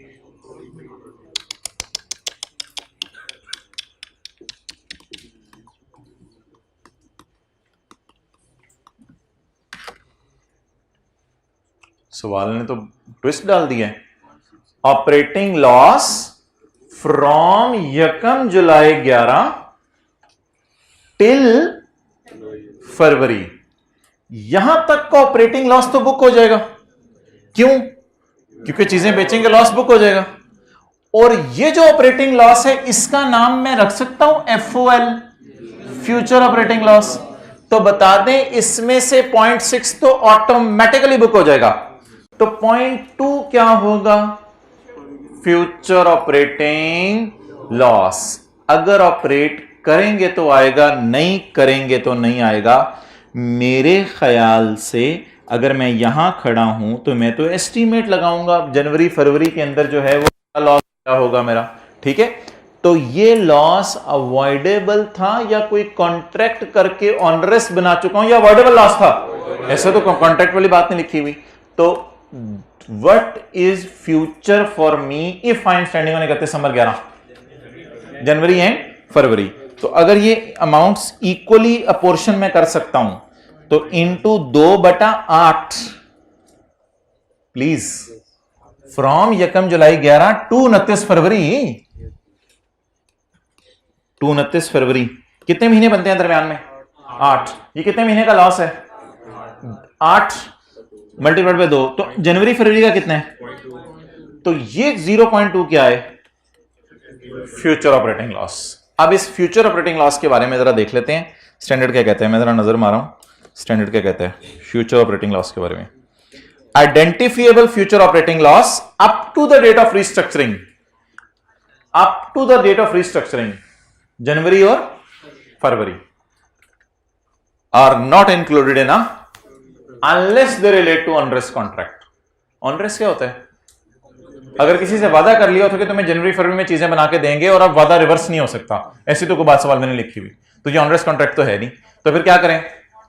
इसकी लायबिलिटी बुक करने की जरूरत नहीं है। नेक्स्ट पॉइंट, अनअवॉइडेबल कैसे है? आप 31 दिसंबर को बंद कर दो कारोबार, क्या तब लॉस नहीं आएगा? क्योंकि जनवरी में चीजें बनाओगे तो बेचोगे ना। ये कोई पड़ी हुई चीजें नहीं है। ऑपरेटिंग का मतलब होता है, मैंने बताया था, ऑपरेट करोगे तो लॉस आएगा, नहीं ऑपरेट करोगे तो नहीं लॉस आएगा। प्रिंसिपल साहब आपको कहते हैं कि यार हमारे बैचेस ना पर मंथ चलते हैं, अभी तो 6-6 महीने के चल रहे हैं ना। प्रिंसिपल साहब ने कहा यार हमने कोई ऐसी डिग्री लॉन्च की है, हमारे बैचेस पर मंथ चलते हैं, और यहां खड़े होके PRC के, चलो यहां खड़े होके हमें लग रहा है कि जनवरी फरवरी में लॉस आ सकता है, सर बैच ना लगाएं। हाँ ये यार कमाल कर दी तूने। प्रिंसिपल साहब ने सोचा बच्चों से तो, हाँ बच्चों से फीस पकड़ी भी नहीं, बच्चों को वादा भी नहीं किया हुआ, आएंगे बच्चे तो उन्हें कह देंगे यार नहीं पढ़ाना इस दफा जनवरी में, हमने फरवरी में नहीं पढ़ाना। तो this loss can be avoided. तो फ्यूचर ऑपरेटिंग लॉस इसमें कितने रुपए है? 0.2। अच्छा यार ये क्या है? Profit on sale of remaining mobile sets, remaining mobile sets, profit on sale of remaining mobile sets. अब असल में होगा ये कि ये कोई पड़े हुए मोबाइल होंगे जिनको हमने क्या करना, बेचना होगा। इस तरह का कॉन्सेप्ट शायद हमने पढ़ा था, gain on expected disposal of assets, gain on expected. इसमें मैंने आपको मिसाल दी थी बिल्डिंग की, प्लांट की, मशीनरी की बिकेगी, तो लेकिन यहां क्या बेच रहे हैं? इन्वेंट्री बेच रहे हैं। तो profit on sale of remaining mobiles, the gain on expected disposal of assets are not taken into account in measuring provision. इसको प्रोविजन मेजर करते हुए नहीं लेते। ये क्या गेन है? मेरा ख्याल ये होगा कि मोबाइल शायद कई किस्म के हों, कुछ मोबाइलों के बेचने पे हमें क्या आने, लॉस आने, और कुछ के बेचने पे गेन आने। एक ये वजह भी हो सकती है, एक ये वजह भी हो सकती है कि हमारे मोबाइल के वर्जन कई किस्म के होते हैं। वही वजह, हमारे मोबाइल के वर्जन कई किस्म के होते हैं, किसी के बेचने पे गेन आना होगा, किसी के बेचने पे लॉस आना होगा। लेकिन मुझे बताएं, क्या मोबाइल के बेचने को रिडंडेंसी कॉस्ट के साथ नेट किया जा सकता है, या ये एक्सपेक्टेड गेन है? Profit on sale of remaining mobile sets जो आएगा, तो क्या इसके बारे में उसने लिखा हुआ है कि इसमें कुछ हमारे साल वाला भी है और अगले वाला भी? तो इस सारे के बारे में क्या एज्यूम करूं, ये फ्यूचर का है या फिर पास्ट का है? फ्यूचर का है। इस पे कौन सा पैरा लगेगा? Para 83। Gain on expected disposal of assets. यहां आके पेज 29 पे लिख लें, एसेट्स हमारे लैंड बिल्डिंग भी हो सकते हैं और एसेट्स हमारी इन्वेंट्री भी हो सकती है। अगर इन्वेंट्री बेचने पे लॉस आना हो वो फिर एनआरवी लॉस है। अगर इन्वेंट्री बेचने पे क्या आना हो, लॉस। लेकिन अगर इन्वेंट्री बेचने पे प्रॉफिट आना है तो फिर फोर्स इन प्रॉफिट बुक करने की जरूरत नहीं है और ना ये प्रॉफिट रिडंडेंसी से नेट करने की जरूरत है। तो यार इक्का दुक्का ऑब्वियसली पेपर में कोई ना कोई फटा डाल दिया करेगा इस तरह का। बाकी 3 चीजें समझ आ रही थी, बाकी 3 चीजों से भी इजी मार्क्स आ जाएंगे। और कौन सी लाइन से इजी मार्क्स आएंगे, पब्लिक अनाउंसमेंट ऑफ मेड और कंस्ट्रक्टिव ऑब्लिगेशन होगी। ये थोड़ा सा जरा टफ पॉइंट था और मैं इस वजह से भी इस पर थोड़ा सा एतराज कर रहा हूं कि इसको ना बताना चाहिए था कि net incurred cost in future. शायद इसने एस्टिमेटेड और फ्यूचर का लफ्ज इसलिए नहीं डाला यहां पे कि इसने हमारे साल के 6 महीने की भी एडजस्टमेंट होती हुई है बीच में, यकम जुलाई से ऑनवर्ड्स। तो फिर इस तरह अंग्रेजी सी अजीब सी बना दी है इसने। लेकिन जो लेटेस्ट एमसीक्यू पे सवाल आ रहे हैं आप देख रहे हैं, उनकी ड्राफ्टिंग जरा अच्छी होती जा रही है। इस तरह के जब सवाल कभी आईकैप में आते थे तो लोग बताते थे कि इस सवाल में देखने में ये मसला लग रहा है, तो आईकैप ड्राफ्टिंग बेहतर से बेहतर करता जा रहा है, तो चीजें देख के पता चल रही हैं। ओके, ये किसकी रिवीजन होगी जी? अच्छा, तो ये फिर बाद के सारे खर्चे होंगे सिवाय इसके। अच्छा, पैराज नंबर बता दें। रिडंडेंसी कॉस्ट तो redundancy cost 80, staff training 81, operating losses 82। क्या लिख के आएंगे? 0.6 के बारे में कोई कमेंट नहीं करना, खाली किसके बारे में कमेंट करेंगे? 0.2 के बारे में। अगर सॉल्यूशन में 0.2 के बारे में लेफ्ट कमेंट ना हुआ तो 0.2 के बारे में सिर्फ करके आइएगा। और ये वाला 83, ये मेरे ख्याल से बेस्ट सवाल था, उन दोनों सवालों से काफी अच्छा सवाल था क्योंकि इसने ऑपरेटिंग लॉस भी रिवाइज करा दिया, एक्सपेक्टेड डिस्पोजल ऑन एसेट्स भी रिवाइज करा दिया।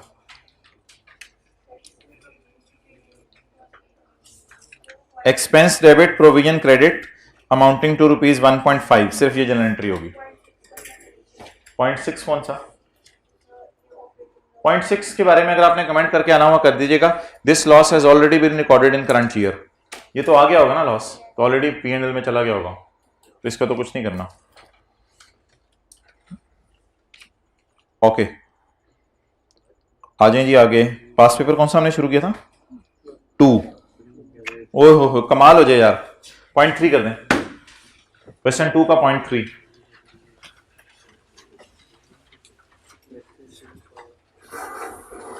जल्दी करें जल्दी।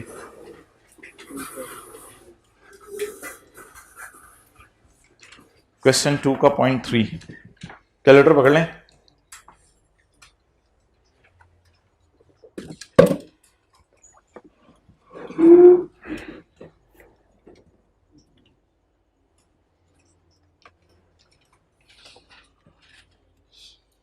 अच्छा भाई, चलें कर लें पहले आप।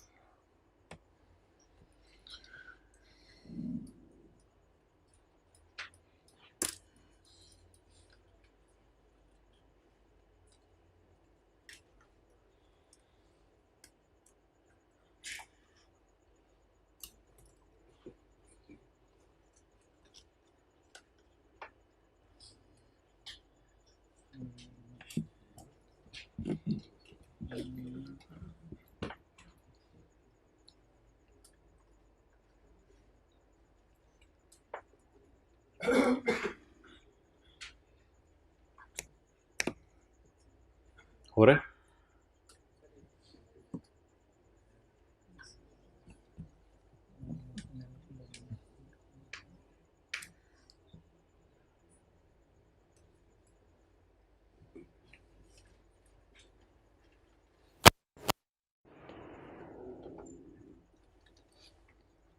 डन।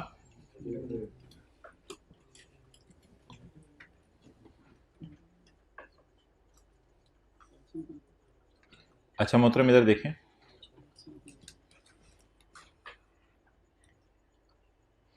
आपको एक चीज मैं बता दूं, सेल कॉन्ट्रैक्ट भी ऑनरस हो सकता है, परचेज कॉन्ट्रैक्ट भी ऑनरस हो सकता है। सुने कैसे? इधर इधर इधर इधर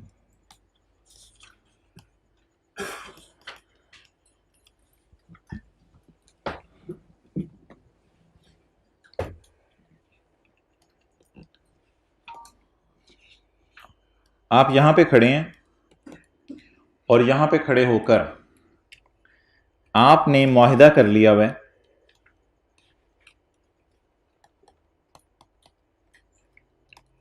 किसी बंदे से कि मोहतरम मैं वादा करता हूं, कॉन्ट्रैक्ट साइन करता हूं कि मैं जनवरी के अंदर आपके पहले घर पे सोलर लगा दूंगा 5 मिलियन के, और फरवरी में दूसरे घर पे आपके सोलर लगा दूंगा 5 मिलियन में। ये आपकी सेल प्राइस हो गई, ये आपकी सेल प्राइस होगी। आपने वादा कर लिया हुआ, डन हो गया। 31 दिसंबर को आप वादा कर चुके हैं। यहां पे खड़े होके ना आपने नेट पे जरा प्राइसेस चेक की कि सोलर प्लेटें मैं खरीदूं कितने की। तो यहां खड़े होके आपको पता चला कि सोलर प्लेटें जो है वो बाजार के अंदर आप 6-7 मिलियन की मिल रही हैं। परचेज का कॉन्ट्रैक्ट नहीं आपने किसी से किया हुआ, लेकिन परचेज करनी पड़ेगी फॉर मेकिंग सेल। तो आप सेल कॉन्ट्रैक्ट करके फंस गए हैं और आपको फ्यूचर में क्या नजर आ रहा है? लॉस नजर आ रहा है। डन, बात समझ आ गई? थोड़ी सी रिपीट करने की जरूरत है, कर देता हूं रिपीट। आपने किसी बंदे से वादा कर लिया, आपका क्या काम है? सोलर प्लेटें बेचने का। आपने किसी बंदे से वादा कर लिया, भाईजान जनवरी के महीने में आपके घर में 5 मिलियन के सोलर लगा दूंगा, फरवरी के महीने में आपके घर में 5 मिलियन के सोलर लगा दूंगा। मैं भाई हूं आपका, परेशान ना हो, वादा करता हूं आपसे, मुआहिदा साइन कर लें। यह मुआहिदा आपने इस दिन बैठ के ना बना लिया, इस दिन बैठ के आपने ये मुआहिदा साइन कर लिया। 31 दिसंबर को ना आप ऐसे फाइनेंशियल स्टेटमेंट फाइनलाइज कर रहे थे, तो आपने जरा नेट पे नजर मारी, यार सोलर प्लेटें कितने की मिल रही हैं, खरीदी नहीं हुई भी आपने, कितने की मिल रही हैं। वो आपने पता चलाया तो 6 मिलियन की मिल रही हैं। वो जो प्रिंसिपल साहब के साथ सफाई करने का एग्रीमेंट किया था, याद आ रहा है? तो आपने कहा ओ तेरी खैर, 6 की खरीदूंगा 5 की बेचूंगा। अब निकल सकते हैं इस कॉन्ट्रैक्ट से? निकल ही नहीं सकते। अब हम मजबूर होंगे। परचेज कॉन्ट्रैक्ट नहीं आपने किसी से किया हुआ, लेकिन परचेज तो करनी पड़ेगी, क्योंकि क्या करनी है आपने? सेल करनी है। तब आप परचेज करेंगे मजबूरन 6 का, बेचेंगे कितने का? 5 का। पहले महीने लॉस 1 मिलियन, दूसरे महीने लॉस 1 मिलियन, तो टोटल लॉस 2 मिलियन। 2 मिलियन क्या ऑनरेस कॉन्ट्रैक्ट की एंट्री करेंगे, expense debit provision for onerous contract. ये बात को समझ आ रही है? समझ आ रही है? दूसरी बात कर दूं? अच्छा, आपने किसी सोलर कंपनी से मुआहिदा किया हुआ है कि सोलर कंपनी, मैं आपसे 50 मिलियन के सोलर खरीदूंगा जनवरी में, और आपसे 50 मिलियन के सोलर खरीदूंगा फरवरी में। क्लियर? अब क्या हुआ? लोगों ने बाजार में कौन सा कॉन्ट्रैक्ट पकड़ चुके हैं? परचेज। ऑनरेस कहां से हो गया? अभी तो पता ही नहीं, बताया नहीं मैंने आपको कुछ। कौन सा कॉन्ट्रैक्ट पकड़ चुके हैं? परचेज का, सेल का। सप्लायर से बात तय की है या कस्टमर से? पिछली मिसाल में मैंने कहा था सप्लायर आप खुद हैं, यानी आपने जो है वो किसी बंदे को सोलर बेचने हैं। इधर क्या है? आपने जापान की कंपनी से मुआहिदा किया, जापान की कंपनी, आप मुझे जनवरी में सोलर बेचना, मैं 50 मिलियन के खरीदूंगा, आप मुझे फरवरी में सोलर भेजना, मैं 50 मिलियन के खरीदूंगा। 2 महीने तक आप मुझे सोलर भेजते रहोगे, मैं वादा करता हूं आपको 50-50 मिलियन दूंगा। यहां जाके आपने अंदाजा लगाया कि मोहल्ले वाले सोलर लगवाना बंद कर गए हैं। अब तो मैंने खरीदने हैं, मैं तो खरीदने हैं। भाई कह रहे हैं लोड शेडिंग बंद हो गई है। बिल्कुल अच्छा इन्होंने सिनेरियो बनाया। तो लोड शेडिंग बंद हो गई है। महल्ले वालों ने क्या किया? महल्ले वालों ने सोलर लगवाने बंद कर दिए। अब आप लोगों के पीछे फिर रहे हैं, कोई भी सोलर लगवाने को तैयार नहीं है। अब आप अंदाजा लगाएंगे, यार शायद 40 मिलियन का बिक के जाए मेरा सोलर, और शायद अगला भी 40 मिलियन का बिक के जाए। अब खरीदूंगा बेचारा मैं 50 का और बेचूंगा, तो दिस इज ऑनरस कॉन्ट्रैक्ट। कई दफा हम परचेज करके फंस जाते हैं, परचेज कॉन्ट्रैक्ट करके, कई दफा हम सेल कॉन्ट्रैक्ट करके फंस जाते हैं। थोड़ी सी अंडरस्टैंडिंग डेवलप हो गई? अब जरा मैं पढ़ता हूं। अच्छा, इसमें अगर कोई सोलर आपके पास ईयर एंड पे पड़े हुए हैं ना ऑलरेडी, उन पे IS2 लगना है, और जो फ्यूचर में खरीदने हैं उन पे IS37 लगना है। Got the point? ओके। अब तो मेरे ख्याल से ये मिसाल शायद हो जानी चाहिए सबसे। आपको मिसाल समझ आई है ये बात सुनने से? TL had 6,000 unsold units of product A on 30 June 2019, acquired at 500। ये स्टॉक पड़ा हुआ है या खरीदना है?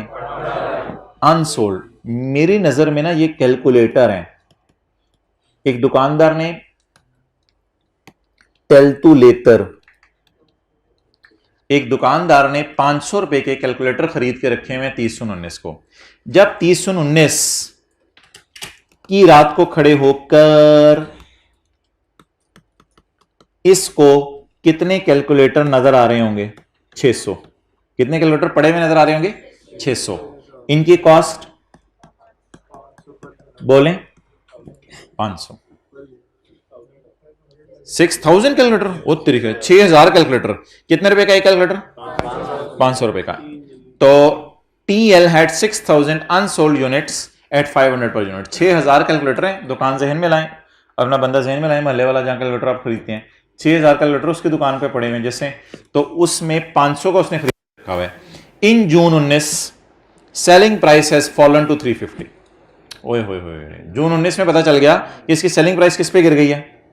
350 पे। ये तो एनआरवी लॉस है, ये तो पड़ी हुई चीज पे लॉस आने या खरीद के लॉस आने, पड़ी हुई चीज पे लॉस आने। तो बता दें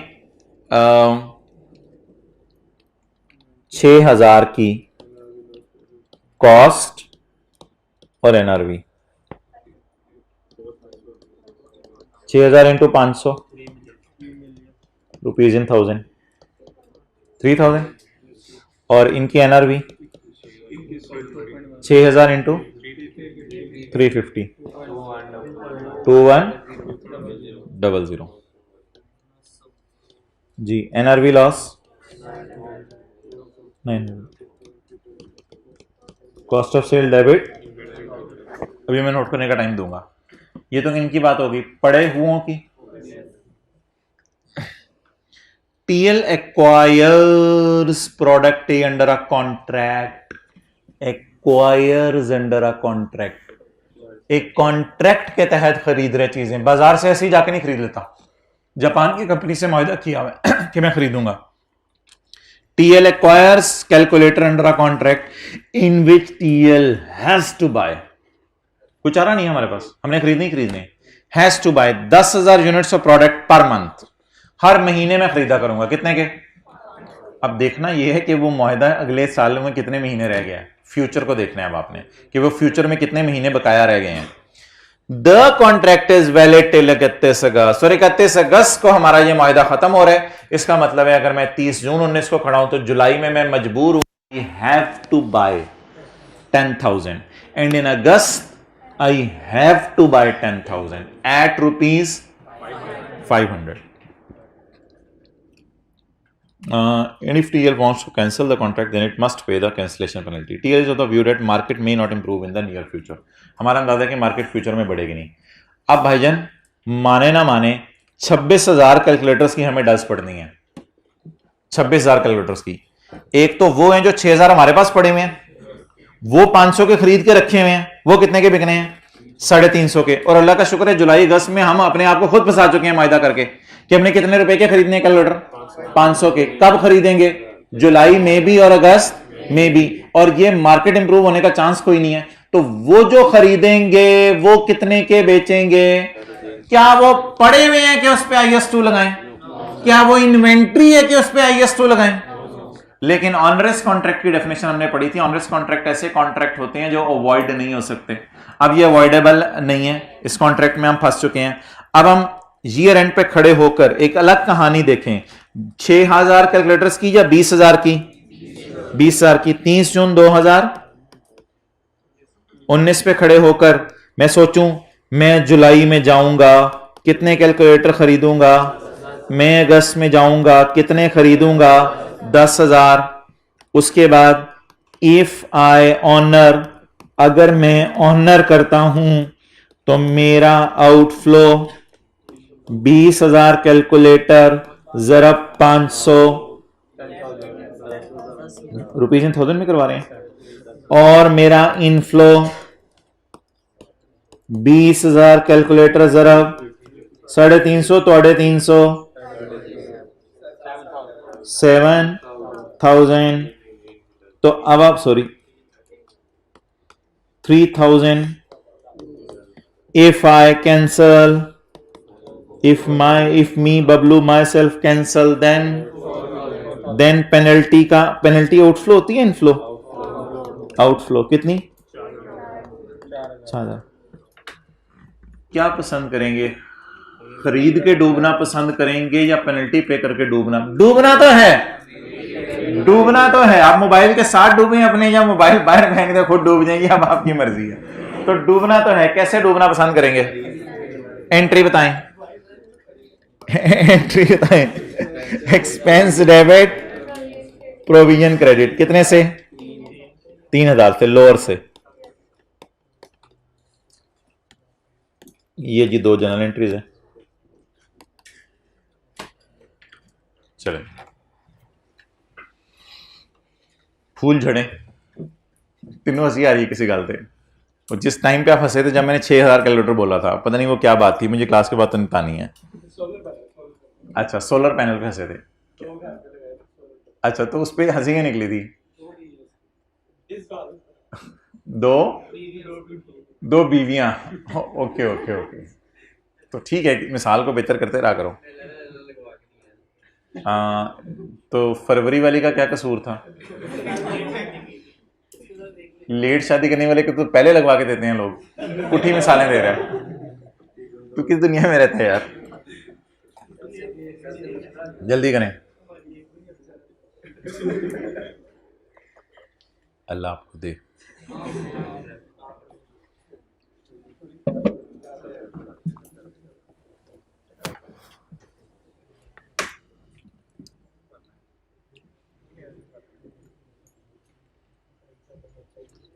अब ना कोई बंदा साथ वाले से पूछ रहा है, अच्छा चल ये तो हो गया, पेपर में अब बता लिख के क्या आना है? वो तेरी है, सवाल तो डिस्क्राइब है।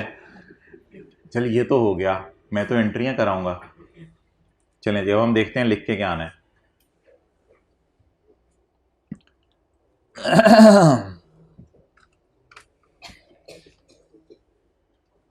यार वैसे सीरियसली आप बात पूछें, मेरा पता क्या दिल चाह रहा है, रोज़ाना कोई 1-2 पास पेपर के सवाल ना आपको घर भेजते रहें, 5, 10, 15 मिनट की वीडियो बना के IAS 37 के। क्या करेंगे यार, लीग IAS 12 रिवाइज कर कर मर जाएंगे आप लोग। कितनी रिवाइज करेंगे, जान ले लेंगे उसकी। नहीं ऐसे तो 15-20 मिनट के लिए ज़रा मुलाकात हो जाया करेगी, कुछ इस तरह समझ लें। सादत की बात होगी कि मैं आपसे मुलाकात कर लूं, मैं खुश होऊंगा, मेरे लिए सादत की बात होगी। हाँ जी। अच्छा अच्छा अच्छा, बात बढ़ गई है जी, बात को ख़त्म करते हैं। तो अब आप मुझे बता दें how we will write it down. कोई बंदा हाथ खड़ा करके बता दे कैसे लिख के आएगा पेपर में। पेन से। एक बंदे ने हाथ खड़ा करके बता दिया। और कोई बता दे कैसे लिख के आएगा? मुंह से कोई लिख के आएगा? अच्छा, एज पर IAS 2 the inventory is recorded at lower of cost और NRV 6000 कैलकुलेटर। अब इतना सा बोल के ना आगे देखें फनकारियां जो हमारी होती हैं। As 6000 calculators lying in our stock have a cost of rupees 3000 and NRV of 2100, so NRV loss of 2100 will be recorded. फनकारी खत्म, 900 will be recorded. Done. और उसके बाद एज पर IAS 37, ये लेकिन ये लिखने की जरूरत नहीं क्योंकि स्टैंडर्ड का नाम भी भूले होते हैं। IFRS 37 लिख के आए होते हैं, एग्जामिनर ने जूता उतार लेना है IFRS 37, तो इसलिए स्टैंडर्ड भी ना लिख के आए, बस एज पर IFRS में IAS IFRS दोनों आ जाते हैं। एज पर IFRS a provision should be recorded for a liability where, वो 3 लाइबिलिटी के लिए 3 शराइत हैं। A provision should be recorded when there is a present obligation due to a, वो वाली बातें भी लिखनी है, when there is a present obligation due to a past event which in this case is a contract, which in this case is a contract and there is a probable outflow for which reliable estimate can be made. So in this case, a provision should be recorded for the onerous contract at lower of the cost to fulfill or the cost to cancel. और फिर calculations करके आएंगे। Calculations करने के बाद therefore in this case a liability for onerous contract should be recorded, liability नहीं, provision. Therefore a provision for onerous contract should be made amounting to rupees 3000। मुझे ज़रा ICAP का सोल्यूशन पढ़ने दें तो देखते हैं कि उस वाले CA ने कैसे लिखा है और आपके सामने जो CA बैठा हुआ है उसने कैसे बोला है। आप दोनों के अंदर फ़र्क देख लें, तो देख लेते हैं, ज़रा ट्राई करें उस वाले CA ने कैसे लिखा है। क्वेश्चन नंबर कौन सा है?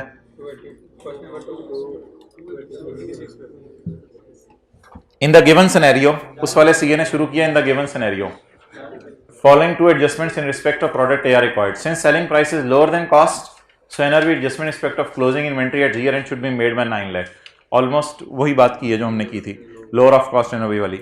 Further, इसमें थोड़ी सी उसने ना देखें कंजूसी की है, प्रोविजन की डेफिनेशन लिख के आया, तो यहाँ प्रोविजन की डेफिनेशन लिखाएं, प्रोविजन की डेफिनेशन लिखाएं, तो प्रोविजन की डेफिनेशन में क्या लिख के आएंगे? A provision is a liability when there is a past event, which in this case is contract, and reliable estimate can be made, and future economic वो जो benefits हैं it is probable, तो वो वाली बात लिखा है आप. और उसके बाद further as contract become onerous, बहुत ही ज्यादा कंजूसी से लिखा है इसने. TL should also record a provision for unavoidable cost, which in this case are lower of this and this. कुछ इस तरह का लिखाएंगे आप पेपर में, ये साथ लेके जाएंगे किसी को. स्टैंडर्ड में पैरा 14 में ना आपको मिल जाएगा प्रोविजन की डेफिनेशन. तो IS 37 में पैरा 14 में आपको प्रोविजन की डेफिनेशन मिल जाएगी. यहां से इंशाल्लाह आपका साथ वाले का गुजारा हो जाएगा.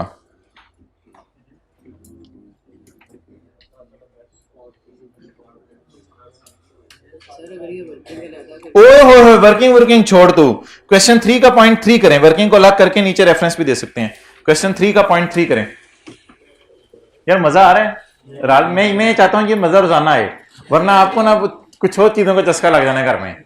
आपको बकरे, आपको तिक्के, पता नहीं किन किन चीजों में आपने खो जाने. पॉइंट 3 मैं चाहता हूं रोजाना IS 37 का यार मान जाए वैसे इस दफा रोजाना 10-15-20. मैं उनसे कहता हूं मुझे YouTube की एक्सेस दे दें, कॉलेज वाले मुझे दे दें पासवर्ड, तो मैं खुद ही अपलोड कर दिया करूंगा इंशाल्लाह. तो उनसे मैं इजाजत ले लेता हूं, मैं फिर खुद ही अपलोड कर दिया करूंगा. डन हो गया. प्रिंसिपल साहब से बात कर लेते हैं, सर को एक्सेस दे दें यूट्यूब चैनल की, कॉलेज के यूट्यूब चैनल की, सर को एक्सेस दे दें, फिर खुद ही अपलोड कर दिया करेंगे, या अपना बना के मैं अपलोड कर दिया करूंगा, जैसे आप मुनासिब समझें. आप अपलोड कराने पे माने. OL has imported 7000 units. OL ने 7000 यूनिट इंपोर्ट किए हैं. यार ये वैसे मैंने कर देना है, ये मैंने कर देना है. OL has imported 7000 units of a medicine. मैं इस तरह वीडियो बनाऊंगा कि आपको डेट नजर आ रही हो, नीचे डेट नजर आ रही हो, ताकि आपको लगे ये ईद वाले दिन रिकॉर्ड हुआ है, ये इससे अगले दिन रिकॉर्ड हुआ है, टरू मरू सब. OL has imported 7000 units of a medicine at a cost of 70 million. यार ये कौन सी मेडिसिन है? 7000 दवाइयां 70 मिलियन की आई हैं. डिवाइड करें जरा 70 मिलियन को 7000 पे. 7000 दवाइयां 70 मिलियन की आई हैं. 70 मिलियन डिवाइडेड बाय 7000. 10,000 रुपए की फाइजर की वैक्सीन कर लेते हैं. एक फाइजर की वैक्सीन जो आपके अंदर घूम रही है. अच्छा, तो 10,000 रुपए की फाइजर की एक वैक्सीन हमने इंपोर्ट की है at a cost of 70 million. कर ली है या करेंगे? कर ली है या करेंगे? करेंगे. OL has imported. या कर ली है? कर ली है. However, in November 2018, a study was published in medical journal. एक मेडिकल जर्नल थे, ये जो होते नहीं डॉक्टर, इनका कोई हो गया अखबार अखबूर, डॉक्टर्स एसोसिएशन जंग. In November 2018, study was published in medical journal which reveals that results of alternate medicine are much better. तो फाइजर से भी अच्छी अच्छी वैक्सीनें आ गई हैं, तो ये मार्केट में पता चल गया. तो at year end 5000 units for in stock. Allah का शुक्र है 2000 बिक चुकी हैं. 2000 की टेंशन लेनी है नहीं लेनी? एट ईयर एंड कितनी स्टॉक में पड़ी हैं? सिर्फ 5000 फॉर इन स्टॉक. ऑन 25 जनवरी को उनमें से 4000. एक बात याद रखिएगा, आपके साथ होनी है. क्यों होनी है? क्योंकि आपकी मेडिसिन फारग हो गई है. मैं ये नहीं कह रहा जो आपके अंदर फाइजर फिर रही है वो फारग हो गया IS 37 करने के बाद. मैं ये कह रहा हूं कि जब मेडिकल जर्नल में ये आ गया है, ये जर्नल एंट्रीज वाला जर्नल नहीं है, ये अखबार है. जब मेडिकल जर्नल में ये आ गया है कि आपकी दवाई फारग है और वो जो दूसरों ने दवाई भेजी है वो सही दवाया है, तो वो दवाई सही है. अब आप तैयार हो जाएं. ये 10,000 भी अगर आपको मिल गए तो आपकी किस्मत होगी. साल खत्म होने के बाद 4000 यूनिट्स आपने 8000 के बेच दिए.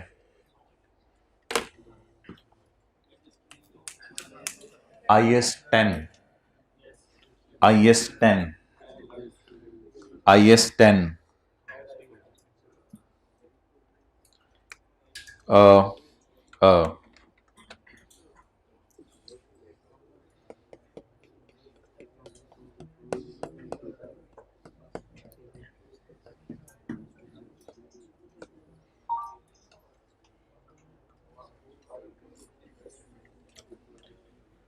ये जो आज ना एडजस्टिंग की एग्जांपल्स पढ़ी थी, पेज नंबर 251 पे,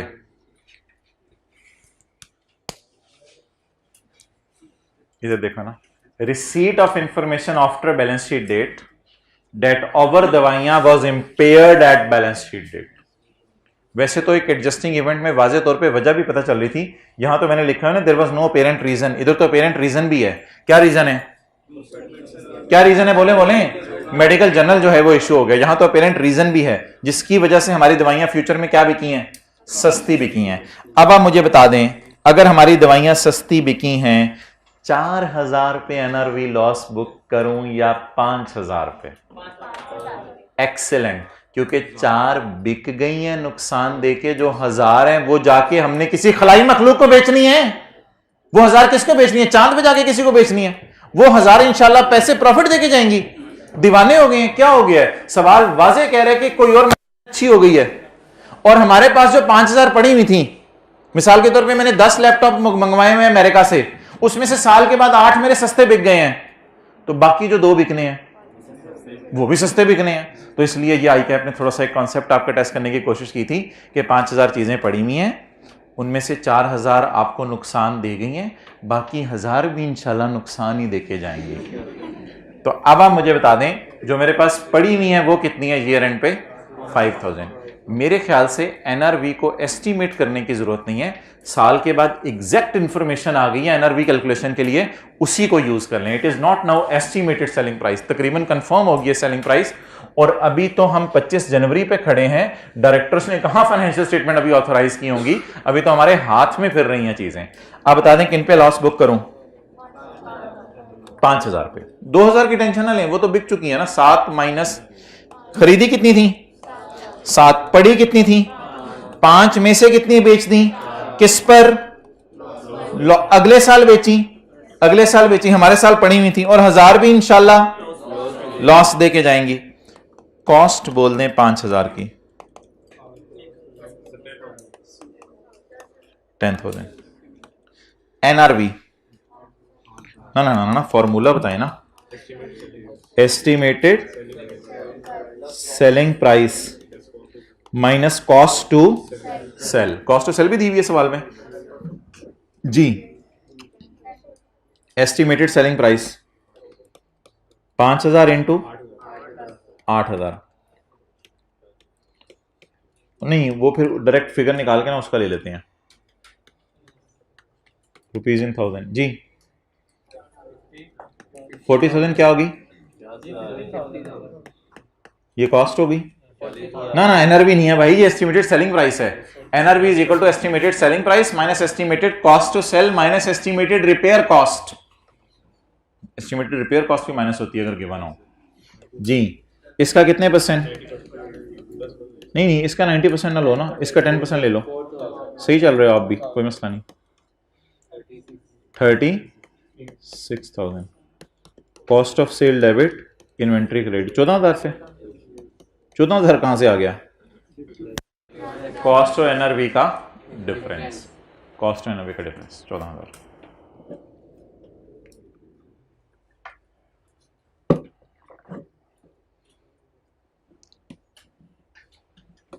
डन जी। को मजा आ रहा है पास पेपर करने का?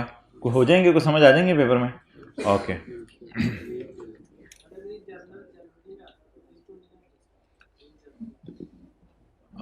हाँ, फिर कह सकते हो कि फिर अगर जनरल वाजे तौर पे जनवरी में आता तो फिर ये एडजस्टिंग ना होता। बिल्कुल आप सही कह रहे हो। और अगर सवाल में कुछ भी ना बताया होता कि जर्नल आया या नहीं आया तो फिर एडजस्टमेंट होता, फिर एडजस्टमेंट होता। क्लियर? ओके। पॉइंट नंबर 2 जी, क्वेश्चन नंबर 4 पॉइंट नंबर 2। कमाल हो जाए अगर आप मुझे किताब का पेज नंबर ढूंढ के दिखा दें जहां से ये मैंने पढ़ाया हुआ है। Question number 4 point number 2। Abdullah, इन्होंने 2:30 बजे आज जुमा पढ़ना है कहीं जाके बच्चों ने, ये पता करा के आए हैं किसी मस्जिद का, 2:30 बजे इन्होंने जुमा पढ़ना है। चलो चलो चलो चलो करो।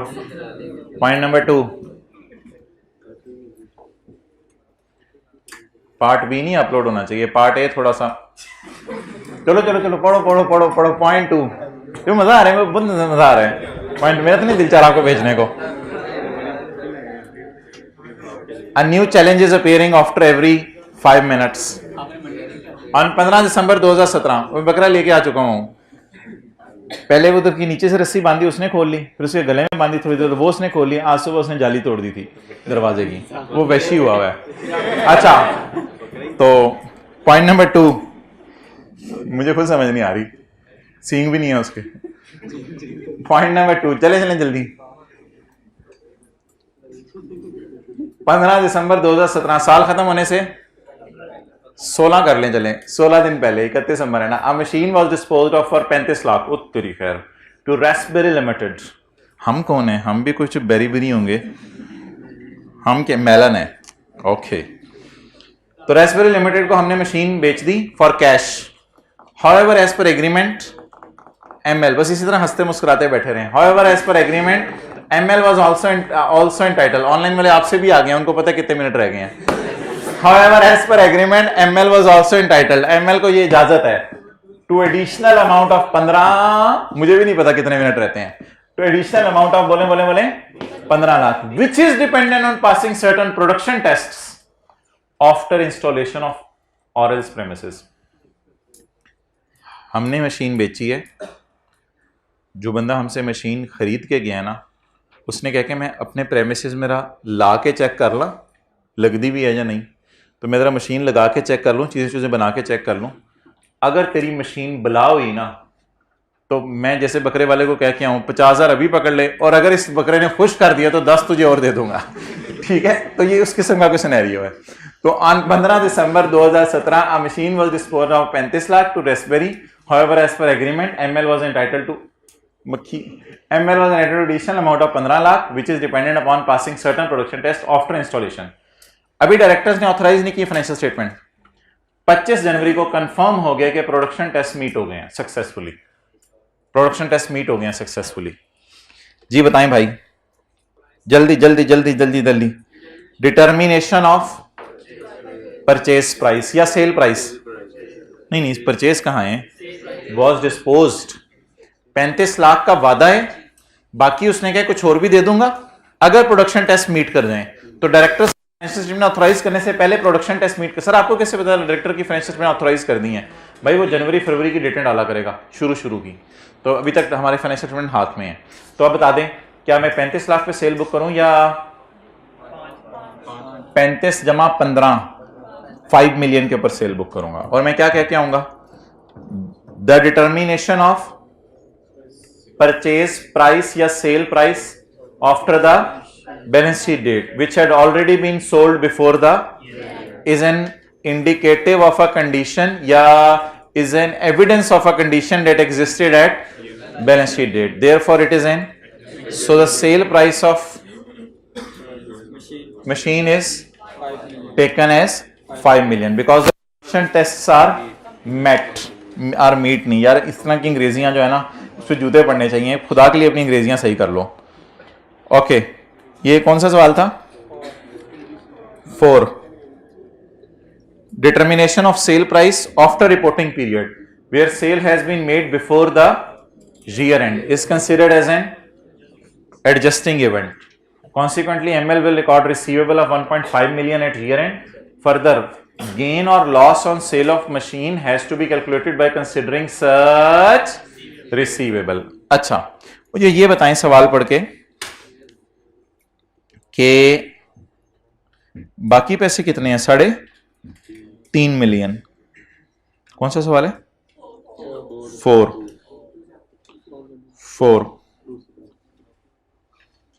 अच्छा, एक लाइन ना एग्जाम में उसने बड़ी मजे की डाली है, जो सॉल्यूशन में उसने डाली है। 35 लाख आपको आ चुका है और बाकी ईयर एंड पे आया नहीं, तो ये क्या है? रिसीवेबल। तो अब आप मुझे बता दें, वो कहते हैं गेन लॉस 35 जमा 15 करके 50 को सामने रख के निकालें या 35 लाख को सामने रखे? तो ये जो बात उसने कैश वाली की और जो आने वाली की, उसको भी अल्लाह का शुक्र है उसने हल्का सा हिंट करा के चला गया कि 1.5 को कहां डाल दो?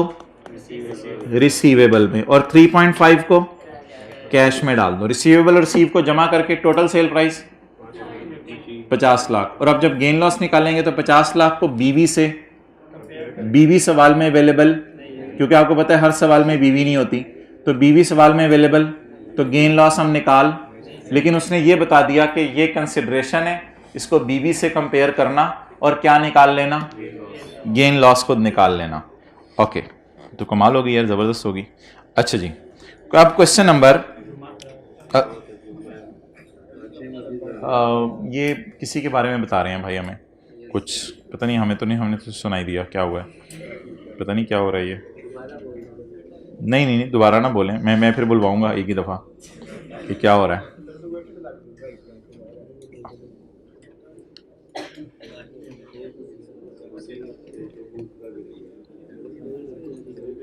चलो यार ठीक है, बस ये क्वेश्चन 12 का 6 करें और छुट्टी कर लें यार। अभी से 3 मिनट ऊपर हुए थे। बातें जो है ना मैं दिल पे ले लेता हूँ, ऐसी किया ना करो। असल में मैं 2-3 एडजस्टमेंट मेरे कराने कराता था। 12 का 6 करें जी, 12 का 6 यार। असल में बात ये होती है, घर बैठ के भी तो करनी है, तो बच्चे क्लासों को क्लास समझते हैं, मैं समझता हूँ इकट्ठे बैठ के सवाल कर रहे हैं, तो ये फर्क है आप में और आप में। तो 31 दिसंबर 11 को हम खड़े हैं, मुझे बता दें जी क्या होगा? 15 फरवरी 2012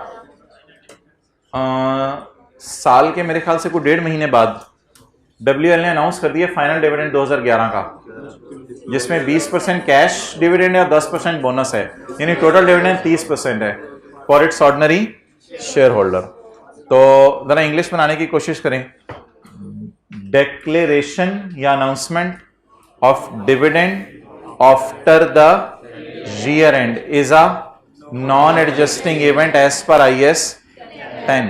However, it will be disclosed in the notes to the financial statements. ठीक है, तो giving the amounts and details of dividend, amounts और डिटेल्स वगैरह के 20% है, 10% है, इसकी डिटेल्स आप डिस्क्लोज करेंगे यूजर्स को, जैसे वो भी हमने डिस्क्लोज करके दिखाया था पैकेजेस वाली फाइनेंशियल स्टेटमेंट के अंदर। ठीक है, ये तो भाई की बात मैंने दिल पे ले ली थी, लेकिन कोई 1-2 पॉइंट तो मैं भी कराऊंगा। ये तो इसकी बात मैंने दिल पे ले ली थी, 1-2 पॉइंट मैं करवाऊंगा, वो आपको सबसे इंपॉर्टेंट पॉइंट है, सबसे इंपॉर्टेंट पॉइंट है 14 का 3, एडजस्टिंग या नॉन एडजस्टिंग।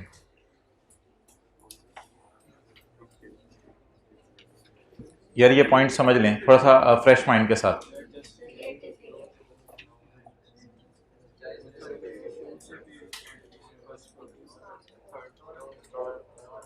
अच्छा यार,